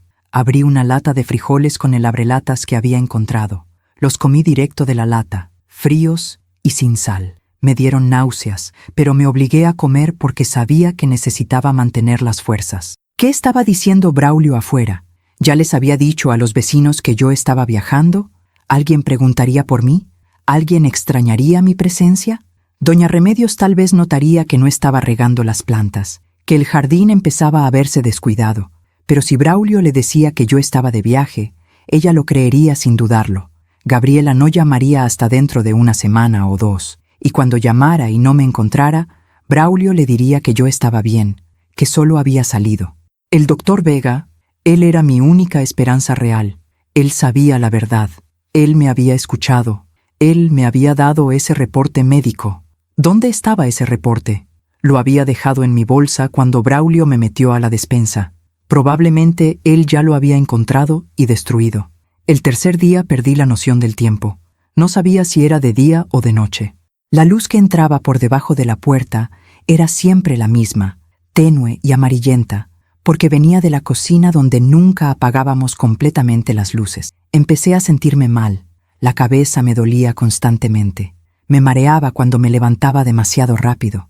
Los labios se me partieron por la deshidratación, aunque seguía bebiendo agua. El agua. Algo andaba mal con el agua. Tenía un sabor extraño, más que metálico, casi amargo. Me quedé mirando la llave del lavadero durante mucho tiempo, tratando de entender qué era lo que me incomodaba. Y entonces lo entendí. Braulio había estado viniendo. Por las noches, cuando yo dormía agotada, entraba a la casa en silencio, se aseguraba de que yo todavía estuviera viva y... ¿Le ponía algo al agua? No, eso era demasiado. Eso era paranoia. El encierro me estaba haciendo imaginar cosas. Pero, ¿y si no era paranoia? ¿Y si realmente estaba poniendo algo en el agua para mantenerme débil, para que no tuviera fuerzas de gritar o intentar escapar? Dejé de beber agua del lavadero, solo un sorbo al día, lo mínimo para sobrevivir. El cuarto día, o lo que yo creía que era el cuarto día, empecé a hablar sola. Tranquila, Isabela, me decía. Alguien va a venir, alguien va a darse cuenta. Hablaba con Roberto otra vez. ¿Me escuchas, mi amor? Sé que no estás aquí. Sé que te fuiste hace 2 años, pero necesito creer que de alguna forma puedes escucharme, que no estoy completamente sola. Hablaba con el rosal del jardín que no podía ver, pero que sabía que estaba ahí, al otro lado de las paredes de esta despensa. ¿Sigues floreciendo? ¿O ya te marchitaste sin mi cuidado? Mi voz sonaba extraña en ese espacio pequeño, rasposa, débil, y entonces escuché algo, un sonido en la casa, pasos. Me levanté tan rápido que se me nubló la vista. Me agarré de las repisas para no caerme. ¡Ayuda! ¡Ayuda! ¡Estoy aquí! ¡Estoy encerrada! Los pasos se acercaron. Se detuvieron frente a la puerta de la despensa. «Hola, mamá». Era Braulio. «Braulio, por favor, déjame salir. Ya aprendí la lección. Por favor». «¿Aprendiste la lección? ¿Cuál lección, mamá?» Que no debo acusarte de cosas que no son ciertas, que tú solo quieres cuidarme». No te creo, pero no importa. No vine a sacarte, vine a traerte algo. Escuché el sonido del cerrojo. La puerta se abrió una rendija. La luz de la cocina entró como un rayo cegador. Cerré los ojos, acostumbrada ya a la penumbra. Braulio metió una mano con un vaso de agua. «Toma, debes tener sed». No tomé el vaso, solo lo miré con desconfianza. «¿Qué le pusiste?» «¿Qué? Nada. Es solo agua, mamá. ¿Ahora también eres paranoica?» «No voy a tomar nada que me des». Braulio se rió, una risa suave, casi tierna, que era más aterradora que cualquier grito. «Como quieras. Pero te vas a deshidratar. Y cuando estés tan débil que no puedas ni hablar, voy a tener que llevarte al hospital. Y ahí voy a decirles que te encontré así porque te negaste a comer y a beber, que estás teniendo un episodio psicótico, que necesitas ser internada en un hospital psiquiátrico. Mi peor pesadilla. Encerrada no solo en esta despensa, sino en un hospital mental donde nadie me creería nunca. Braulio, ¿por qué? ¿Por qué me odias tanto? No te odio, mamá. Solo estoy cansado de esperar. ¿Esperar qué? A que te mueras, como lo hizo papá. Pero tú eres más resistente de lo que pensé, así que decidí acelerar las cosas. Las palabras salieron de su boca con una frialdad que me paralizó. Vas a estar aquí unos días más, hasta que firmes un documento que ya preparé.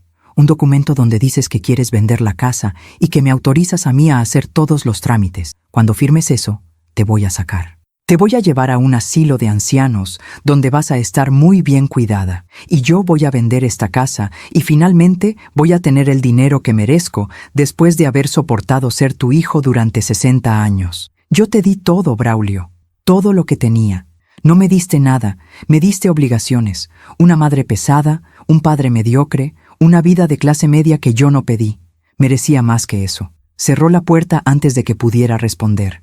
El cerrojo volvió a su lugar con un sonido que ya se había vuelto terriblemente familiar.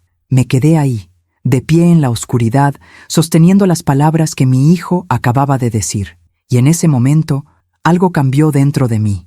La tristeza que había sentido durante días, la desesperación, el miedo, todo eso se transformó en algo diferente. Claridad. Braulio no iba a cambiar. No iba a tener un momento de remordimiento donde se diera cuenta de lo que estaba haciendo. No iba a abrirse la puerta porque él decidiera que yo había sufrido suficiente. Si yo iba a salir de aquí, tenía que ser por mis propios medios, o tenía que esperar a que alguien más me encontrara. ¿Pero quién vendría? Pensé en el doctor Vega. Él había visto mi lucidez. Él sabía que algo no estaba bien. ¿Seguiría mi caso?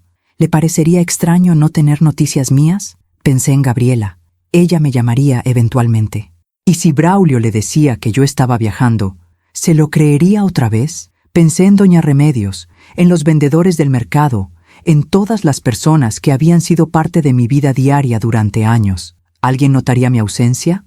Me senté en el piso otra vez y cerré los ojos. Pensé en la carta que había escondido en el libro de Roberto. 100 años de soledad. Si alguien algún día revisaba mis cosas, encontrarían esa carta. Encontrarían mi verdad escrita con mi puño y letra. ¿Pero cuándo?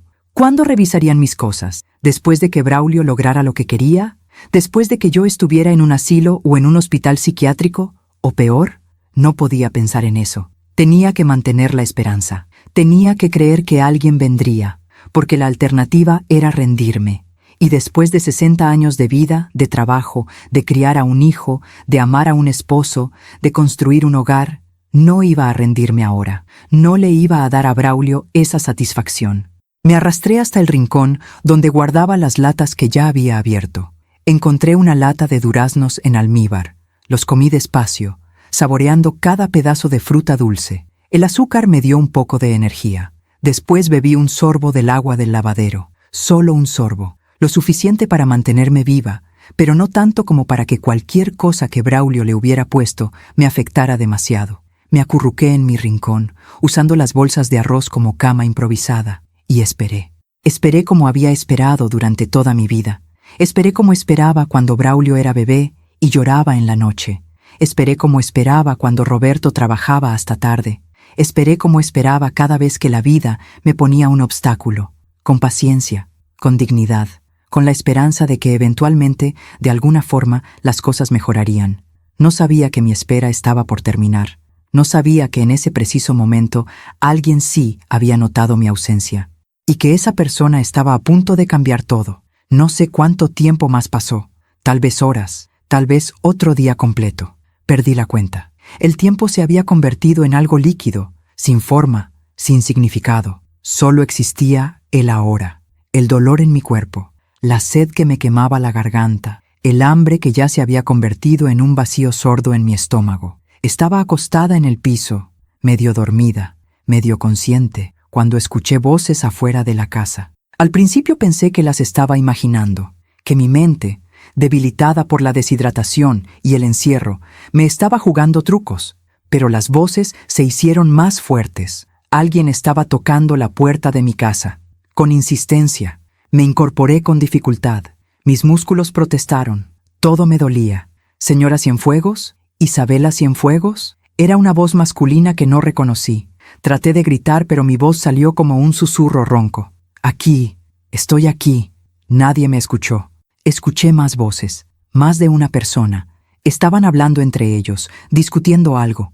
Después escuché un sonido que me llenó de una esperanza desesperada. La puerta principal de la casa abriéndose. Alguien había forzado la entrada. Pasos, varios pares de pasos entrando a mi casa. Revisen todas las habitaciones. La llamada decía que podría estar en peligro. Empecé a golpear la puerta de la despensa con las manos, con los pies, con todo lo que tenía. ¡Aquí! ¡Aquí estoy! ¡Ayúdenme! Esta vez mi voz salió más fuerte, lo suficientemente fuerte. Los pasos corrieron hacia la cocina. «¿Hay alguien ahí adentro? Señora Cienfuegos, ¿es usted?» «Sí, soy yo. Estoy encerrada. Mi hijo me encerró aquí. Retrocedan de la puerta. Vamos a forzar el cerrojo». Me arrastré hacia atrás, alejándome de la puerta lo más que pude en ese espacio pequeño. Hubo un golpe fuerte, después otro, el sonido de madera astillándose. Y entonces la puerta se abrió. La luz de la cocina entró como una explosión. Cerré los ojos, cegada. Cuando logré abrirlos otra vez, había 3 personas paradas frente a mí. 2 policías uniformados y un hombre vestido de civil con un gafete colgando de su cuello. «Dios mío», susurró uno de los policías. Me vieron ahí, en el piso, entre latas vacías y bolsas de comida, con el cabello despeinado, la ropa sucia, los labios partidos, temblando. El hombre del gafete se arrodilló junto a mí. «Señora Cienfuegos, soy el trabajador social Méndez de la Procuraduría de Protección de Derechos de las Personas Adultas Mayores. ¿Puede decirme cuánto tiempo lleva aquí?» «No lo sé. 3 días, tal vez 4. Perdí la cuenta. ¿Quién la encerró aquí?» «Mi hijo, Braulio Cienfuegos». Los policías intercambiaron miradas. «Necesitamos llevarla al hospital inmediatamente», dijo uno de ellos hablando por radio. «Solicito una ambulancia en...». Todo empezó a moverse muy rápido después de eso. Los paramédicos llegaron. Me revisaron ahí mismo, en el piso de la despensa. Presión arterial peligrosamente baja, deshidratación severa, signos de desnutrición, moretones en los brazos. Me subieron a una camilla. Mientras me sacaban de la casa, vi mi jardín. El rosal de Roberto seguía ahí, con sus rosas blancas, aunque algunas se habían marchitado sin mi cuidado. «Mis plantas», murmuré. «No se preocupe por eso ahora, señora», me dijo uno de los paramédicos con amabilidad. «Primero tenemos que cuidar de usted». En la ambulancia me pusieron suero. El líquido frío entrando por mis venas me hizo temblar, pero también me hizo sentir más despierta, más presente. «¿Cómo me encontraron?», pregunté. El trabajador social Méndez, que había subido a la ambulancia conmigo, me explicó. «Recibimos una llamada del doctor Vega, el geriatra que la evaluó hace unos días. Dijo que usted había ido a su consulta, que él le había dado un reporte certificando su lucidez mental y que estaba preocupado porque su hijo había dicho cosas inquietantes durante la evaluación. El doctor intentó llamarla varias veces a su casa para hacer un seguimiento, pero nadie contestaba. Cuando llamó al número celular de su hijo para preguntar por usted, el señor Braulio le dijo que usted estaba de viaje. Eso le pareció extraño al doctor, considerando que usted acababa de estar en su consultorio unos días antes y no había mencionado ningún viaje. Además, recordó las acusaciones que usted había hecho sobre su hijo, así que nos llamó para solicitar una visita de bienestar. Las lágrimas empezaron a correr por mis mejillas. El doctor Vega, un hombre que me había visto una sola vez, que había escuchado mi historia cuando nadie más me creía, que había confiado en su instinto profesional. Él me había salvado la vida. Cuando llegamos a su casa y nadie respondió, pero los vecinos nos dijeron que el coche de su hijo había estado estacionado ahí durante varios días, obtuvimos autorización para entrar. Continuó el trabajador social. Y la encontramos. ¿Dónde está mi hijo ahora? No lo sabemos todavía, pero hay una orden de búsqueda. Cuando lo encontremos, será arrestado. Llegamos al hospital. Me llevaron directo a urgencias. Más doctores, más enfermeras, más preguntas. Me hidrataron con más suero, me hicieron análisis de sangre, me revisaron los moretones, me tomaron fotografías de las lesiones para evidencia. Una doctora joven con el cabello recogido en una cola de caballo me revisó cuidadosamente. Señora Cienfuegos, además de la deshidratación severa y la desnutrición, encontramos algo más en sus análisis preliminares. Hay trazas de benzodiazepinas en su sangre. ¿Usted toma medicamentos para dormir o para la ansiedad? No, nunca he tomado nada de eso. La doctora y el trabajador social intercambiaron una mirada significativa. Es posible que su hijo le haya estado administrando sedantes sin su conocimiento. Eso explicaría los mareos y la debilidad que usted mencionó. El agua. Braulio sí le había puesto algo al agua. Mi instinto había sido correcto. ¿Voy a estar bien? Sí. Con hidratación y descanso se va a recuperar. Tuvo mucha suerte, señora Cienfuegos. Unas horas más y las consecuencias podrían haber sido mucho más graves. Me dejaron sola en una habitación de hospital. Tenía un suero en cada brazo, un monitor pitando junto a mí, una ventana por donde entraba la luz del día. Libertad. Podía ver el cielo. Podía respirar aire que no olía a encierro. Lloré. Lloré como no había llorado en días. Lloré por todo lo que había pasado, por la traición, por el miedo, por la soledad. Pero también lloré de alivio.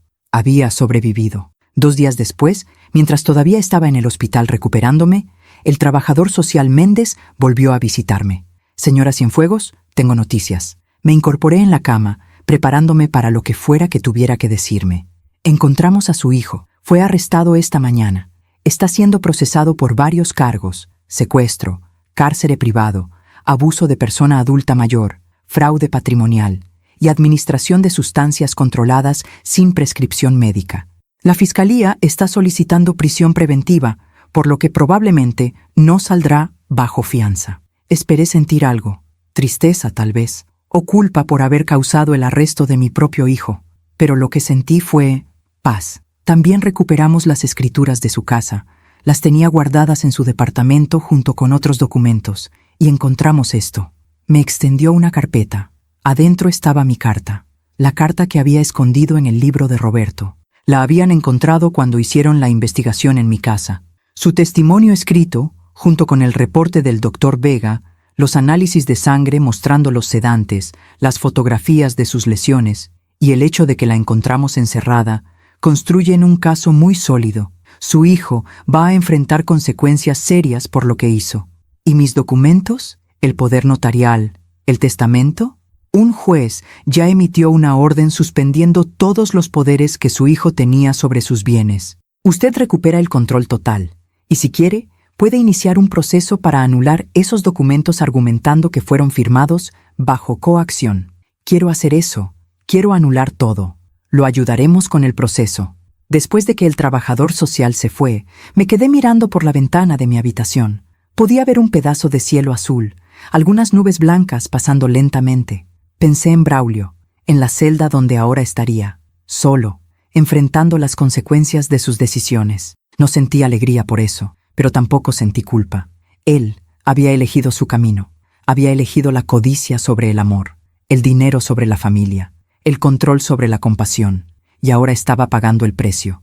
No había sido yo quien lo había castigado, no había sido venganza, simplemente había sido la vida, ese equilibrio natural de causa y efecto que Roberto siempre llamaba karma. Las cosas malas que hacemos regresan a nosotros, me había dicho una vez. Tal vez no hoy, tal vez no mañana, pero siempre regresan. Braulio había sembrado manipulación, abuso, traición, y ahora estaba cosechando soledad, arresto, vergüenza pública. Una semana después me dieron de alta del hospital. El trabajador social Méndez me ayudó a regresar a mi casa. Habían cambiado todas las cerraduras. Solo yo tenía las llaves ahora. Cuando entré, todo estaba igual que como lo había dejado, excepto por la puerta de la despensa, que había quedado astillada cuando los policías la forzaron para sacarme. Me quedé parada frente a esa puerta rota, mirando el espacio oscuro donde había pasado los peores días de mi vida. ¿Quiere que la reparen?, preguntó el trabajador social. No, quiero que la quiten completamente. No quiero que exista más esa puerta. 2 días después vinieron unos carpinteros, quitaron la puerta y el marco, taparon el espacio con yeso, pintaron sobre él. La despensa seguía existiendo, pero ahora sin puerta, sin cerrojo, sin forma de encerrar a nadie nunca más. Doña Remedios vino a visitarme una tarde. Llegó con un guiso de pollo y una mirada llena de culpa. Isabela, yo no sabía. Si hubiera sabido lo que Braulio te estaba haciendo. Lo sabías, Reme, o al menos sospechaste, pero elegiste creerle a él en lugar de creerme a mí. Él me dijo que estabas enferma, que necesitabas ayuda. Yo pensé que estabas siendo un buen hijo. Los buenos hijos no encierran a sus madres en despensas. Doña Remedios bajó la mirada, avergonzada. Tienes razón. Lo siento. Siento mucho no haberte creído. La miré durante un largo momento. Parte de mí quería estar enojada con ella. Parte de mí quería culparla por haber sido la espía de Braulio. Pero también entendía. Braulio había sido muy convincente. Había manipulado a todos. Yo había sido su víctima principal, pero no la única. Está bien, Reme. Gracias por el guiso. Gabriela vino desde Puebla la siguiente semana. Entró a mi casa y me abrazó tan fuerte que me dolieron las costillas todavía sensibles. Perdóname por no haberte creído. Perdóname por dejar que ese monstruo te convenciera de que yo estaba de su lado. Ya, Gaby, ya pasó. ¿Cómo puedes ser tan tranquila? Casi mueres. Tu propio hijo casi te mata. Lo sé, pero estoy viva. Y él está donde debe estar. ¿No estás enojada? ¿No quieres, no sé, vengarte? Negué con la cabeza. La venganza no trae paz, Gaby. Solo trae más dolor. Braulio ya está pagando por lo que hizo. El sistema legal se está encargando de eso. Yo solo quiero recuperar mi vida, mi casa, mi tranquilidad. Gabriela se quedó conmigo una semana, ayudándome a ordenar los papeles, a revocar todos los documentos que Braulio me había hecho firmar, a recuperar el control de mis cuentas bancarias. El banco me devolvió parte del dinero que Braulio había robado. No todo, pero suficiente. El doctor Vega vino a visitarme también. Llegó una tarde con un ramo de flores blancas. Señora Cienfuegos, me alegra tanto verla bien. Gracias a usted estoy viva, doctor. Si no hubiera llamado a las autoridades, solo hice lo correcto. Cuando usted salió de mi consultorio ese día, algo me dijo que tenía que hacer seguimiento. Su historia era demasiado coherente, demasiado específica para ser producto de confusión o paranoia. Y cuando su hijo me dijo que usted estaba de viaje, justo después de haberla visto tan preocupada y vulnerable, supe que algo andaba muy mal. ¿Por qué me creyó cuando nadie más lo hizo? Porque llevo 20 años evaluando a personas mayores y puedo distinguir entre alguien que está genuinamente confundido y alguien que está siendo abusado. Usted tenía miedo, señora Cienfuegos, pero no estaba confundida. Le ofrecí café. Nos sentamos en la sala, en el sofá donde tantas veces me había sentado con Roberto, y después con Braulio. Usé mi taza de porcelana con flores azules. La grieta reparada seguía ahí, resistente. ¿Qué va a pasar con su hijo?, preguntó el doctor Vega. Irá a juicio. El abogado de la Procuraduría dice que probablemente recibirá varios años de prisión por todos los cargos. Secuestro, abuso, fraude. Son delitos graves. ¿Y usted cómo se siente con eso? Pensé en la pregunta. ¿Cómo me sentía? Triste. Triste porque alguna vez creí que mi hijo me amaba. Triste porque no sé en qué momento el bebé que sostenía en mis brazos se convirtió en alguien capaz de hacerme eso, pero también aliviada, aliviada de saber que no estaba loca, que no era mi culpa, que todo lo que sospechaba era real. El doctor Vega asintió con comprensión. El abuso psicológico es una de las formas más crueles de violencia porque hace que la víctima dude de su propia realidad. Usted fue muy valiente al resistir esa manipulación, al mantener su lucidez a pesar de todo. Después de que se fue, me quedé sentada en la sala con mi taza vacía entre las manos. Había sobrevivido, no solo al encierro físico en la despensa, sino al encierro psicológico que Braulio había construido alrededor de mí durante meses. Había recuperado mi casa, mi dinero, mi libertad. Pero más importante que todo eso, había recuperado algo que Braulio casi me quita: mi confianza en mí misma. Mi certeza de que yo sabía distinguir entre la verdad y la mentira, entre el amor verdadero y la manipulación disfrazada de cuidado. Salí al jardín. El rosal de Roberto había sobrevivido esos días sin mi cuidado. Las rosas blancas seguían floreciendo, más hermosas que nunca. Lo logramos, mi amor. Le susurré al rosal, como si Roberto pudiera escucharme. Sobreviví, y voy a estar bien. El viento movió las ramas suavemente, haciendo caer algunos pétalos blancos sobre la tierra. Y en ese momento, parada en mi jardín bajo el sol de la tarde, sentí algo que no había sentido en mucho tiempo: paz. Han pasado 6 meses desde aquellos días oscuros en la despensa. 6 meses desde que los policías forzaron esa puerta y me encontraron ahí, rota, pero no vencida. 6 meses desde que mi vida cambió para siempre. Ahora, sentada en mi jardín en esta tarde de primavera, con el rosal de Roberto floreciendo a mi lado y mi taza de porcelana con flores azules descansando sobre la mesita de hierro forjado, puedo decir que estoy en paz. No ha sido fácil, no voy a mentir y decir que todo se arregló mágicamente cuando Braulio fue arrestado. La sanación ha sido lenta, dolorosa, llena de noches donde me despertaba creyendo que todavía estaba encerrada en ese cuarto oscuro. Pero estoy aquí, viva, libre. Y eso es más de lo que muchas mujeres en mi situación pueden decir. El juicio de Braulio terminó hace 2 meses. Fue condenado a 8 años de prisión por secuestro, cárcere privado, abuso de persona adulta mayor, fraude patrimonial y administración ilícita de sustancias controladas. 8 años donde no podrá hacerle daño a nadie más. No fui a ninguna de las audiencias. El trabajador social Méndez me representó. Me dijo que era mejor para mi sanación no ver a Braulio, no escuchar sus intentos de justificarse o de culparme. Tenía razón. Me dijeron que durante el juicio, Braulio lloró, que le pidió perdón al juez, que dijo que solo había actuado por desesperación financiera, que nunca quiso hacerme daño de verdad. Mentiras hasta el final. Porque cuando alguien te encierra durante días sin comida suficiente ni agua limpia, cuando te droga para mantenerte débil, cuando planea robarte todo lo que tienes y encerrarte en un asilo para siempre, esa persona sí quiere hacerte daño. Todo el daño posible. No siento lástima por él. Tal vez eso me hace mala madre. Tal vez una buena madre debería perdonar, debería visitarlo en prisión, debería mantener la esperanza de que algún día se arrepienta de verdad. Pero yo no soy esa madre. Ya no. Gasté 60 años siendo la madre que pone a su hijo primero, la madre que perdona todo, la madre que se sacrifica sin límites. Y casi me cuesta la vida.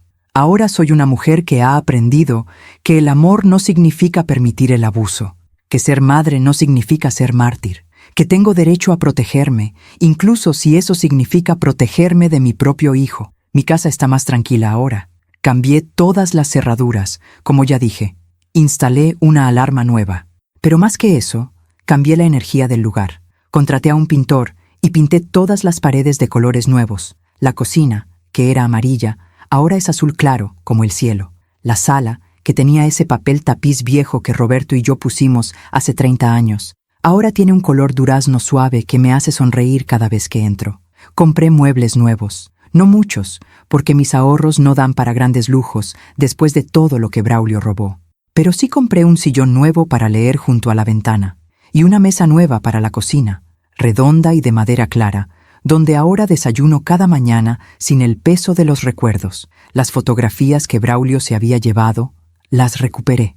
Están de vuelta en la pared de la sala. Roberto sonriendo el día de nuestra boda, yo como joven maestra con mis alumnos. Incluso dejé una fotografía de Braulio de niño, no más de 5 años, sonriendo mientras Roberto lo cargaba en sus hombros. Porque ese niño existió, ese niño fue real. Y no puedo borrar todos esos años solo porque el adulto en que se convirtió decidió traicionarme. Guardo esos recuerdos con cariño, pero también con claridad.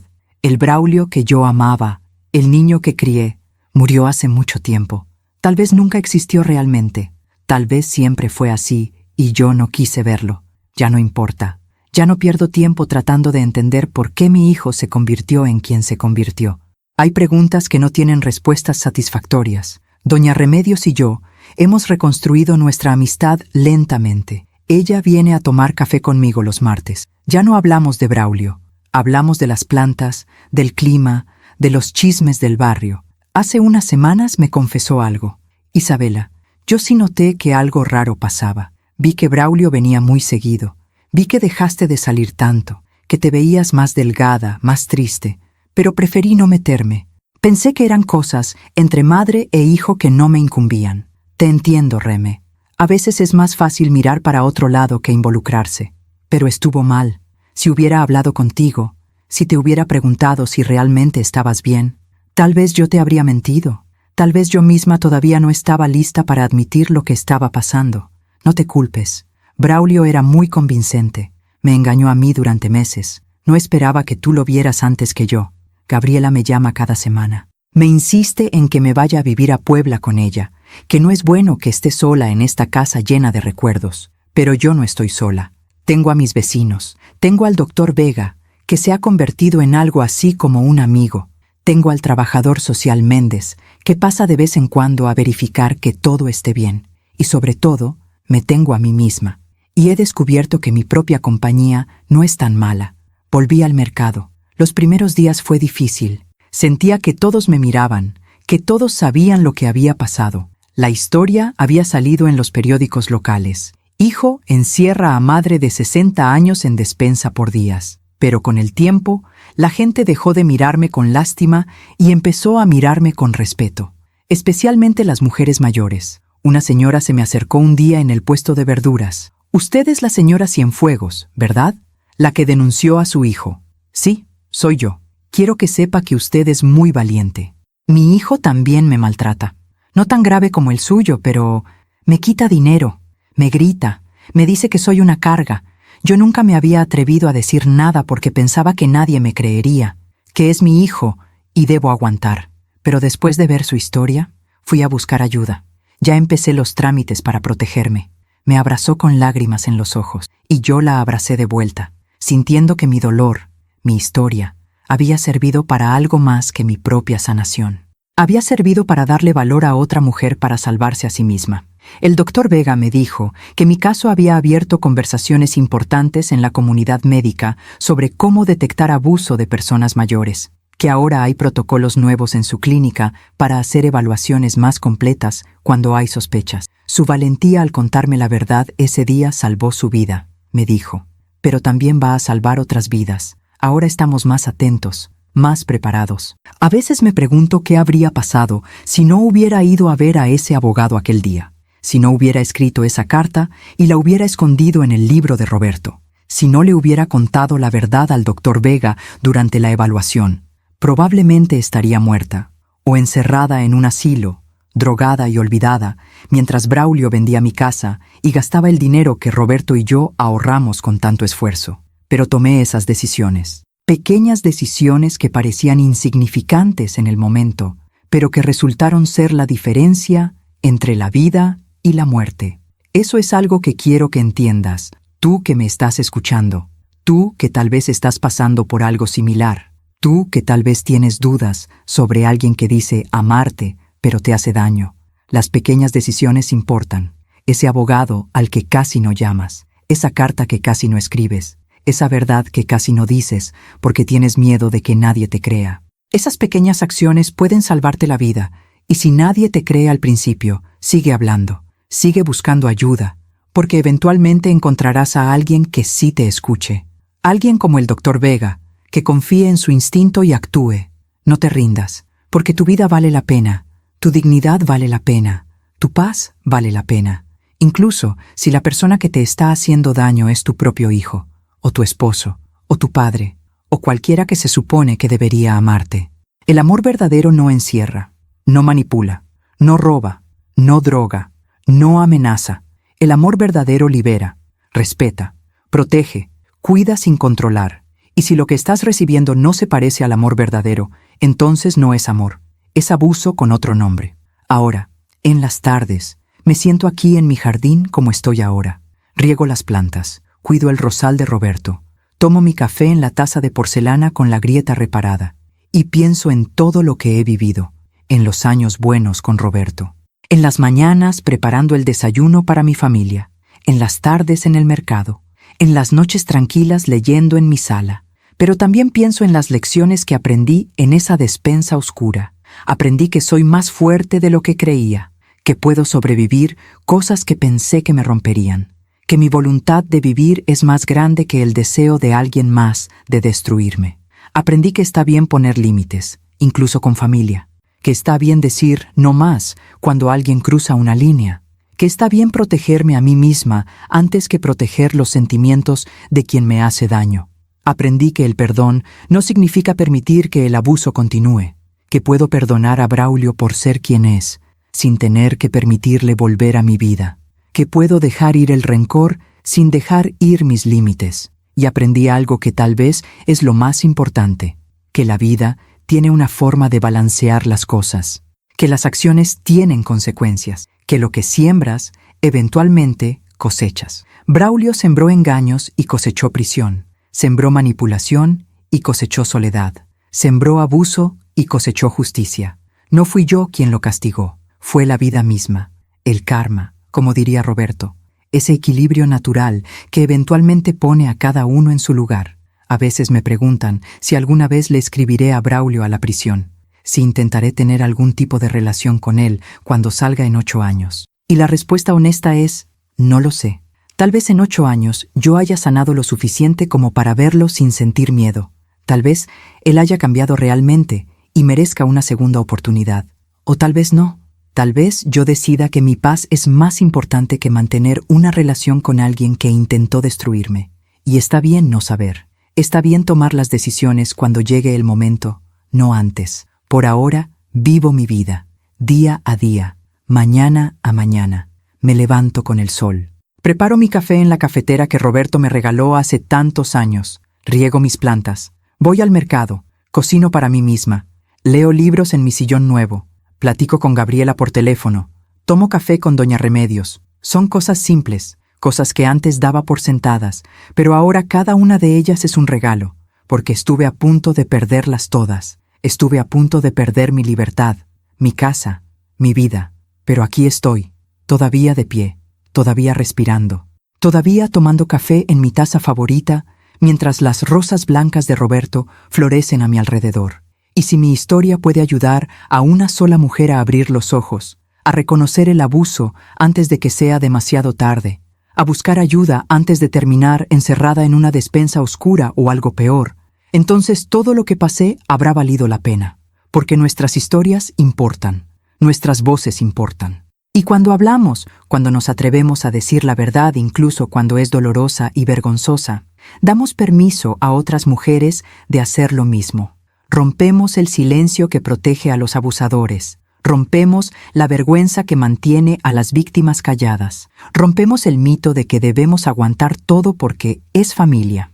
No, la familia que te lastima no merece tu silencio, merece tu verdad y merece enfrentar las consecuencias de sus acciones. Así que aquí está mi verdad, completa y sin vergüenza.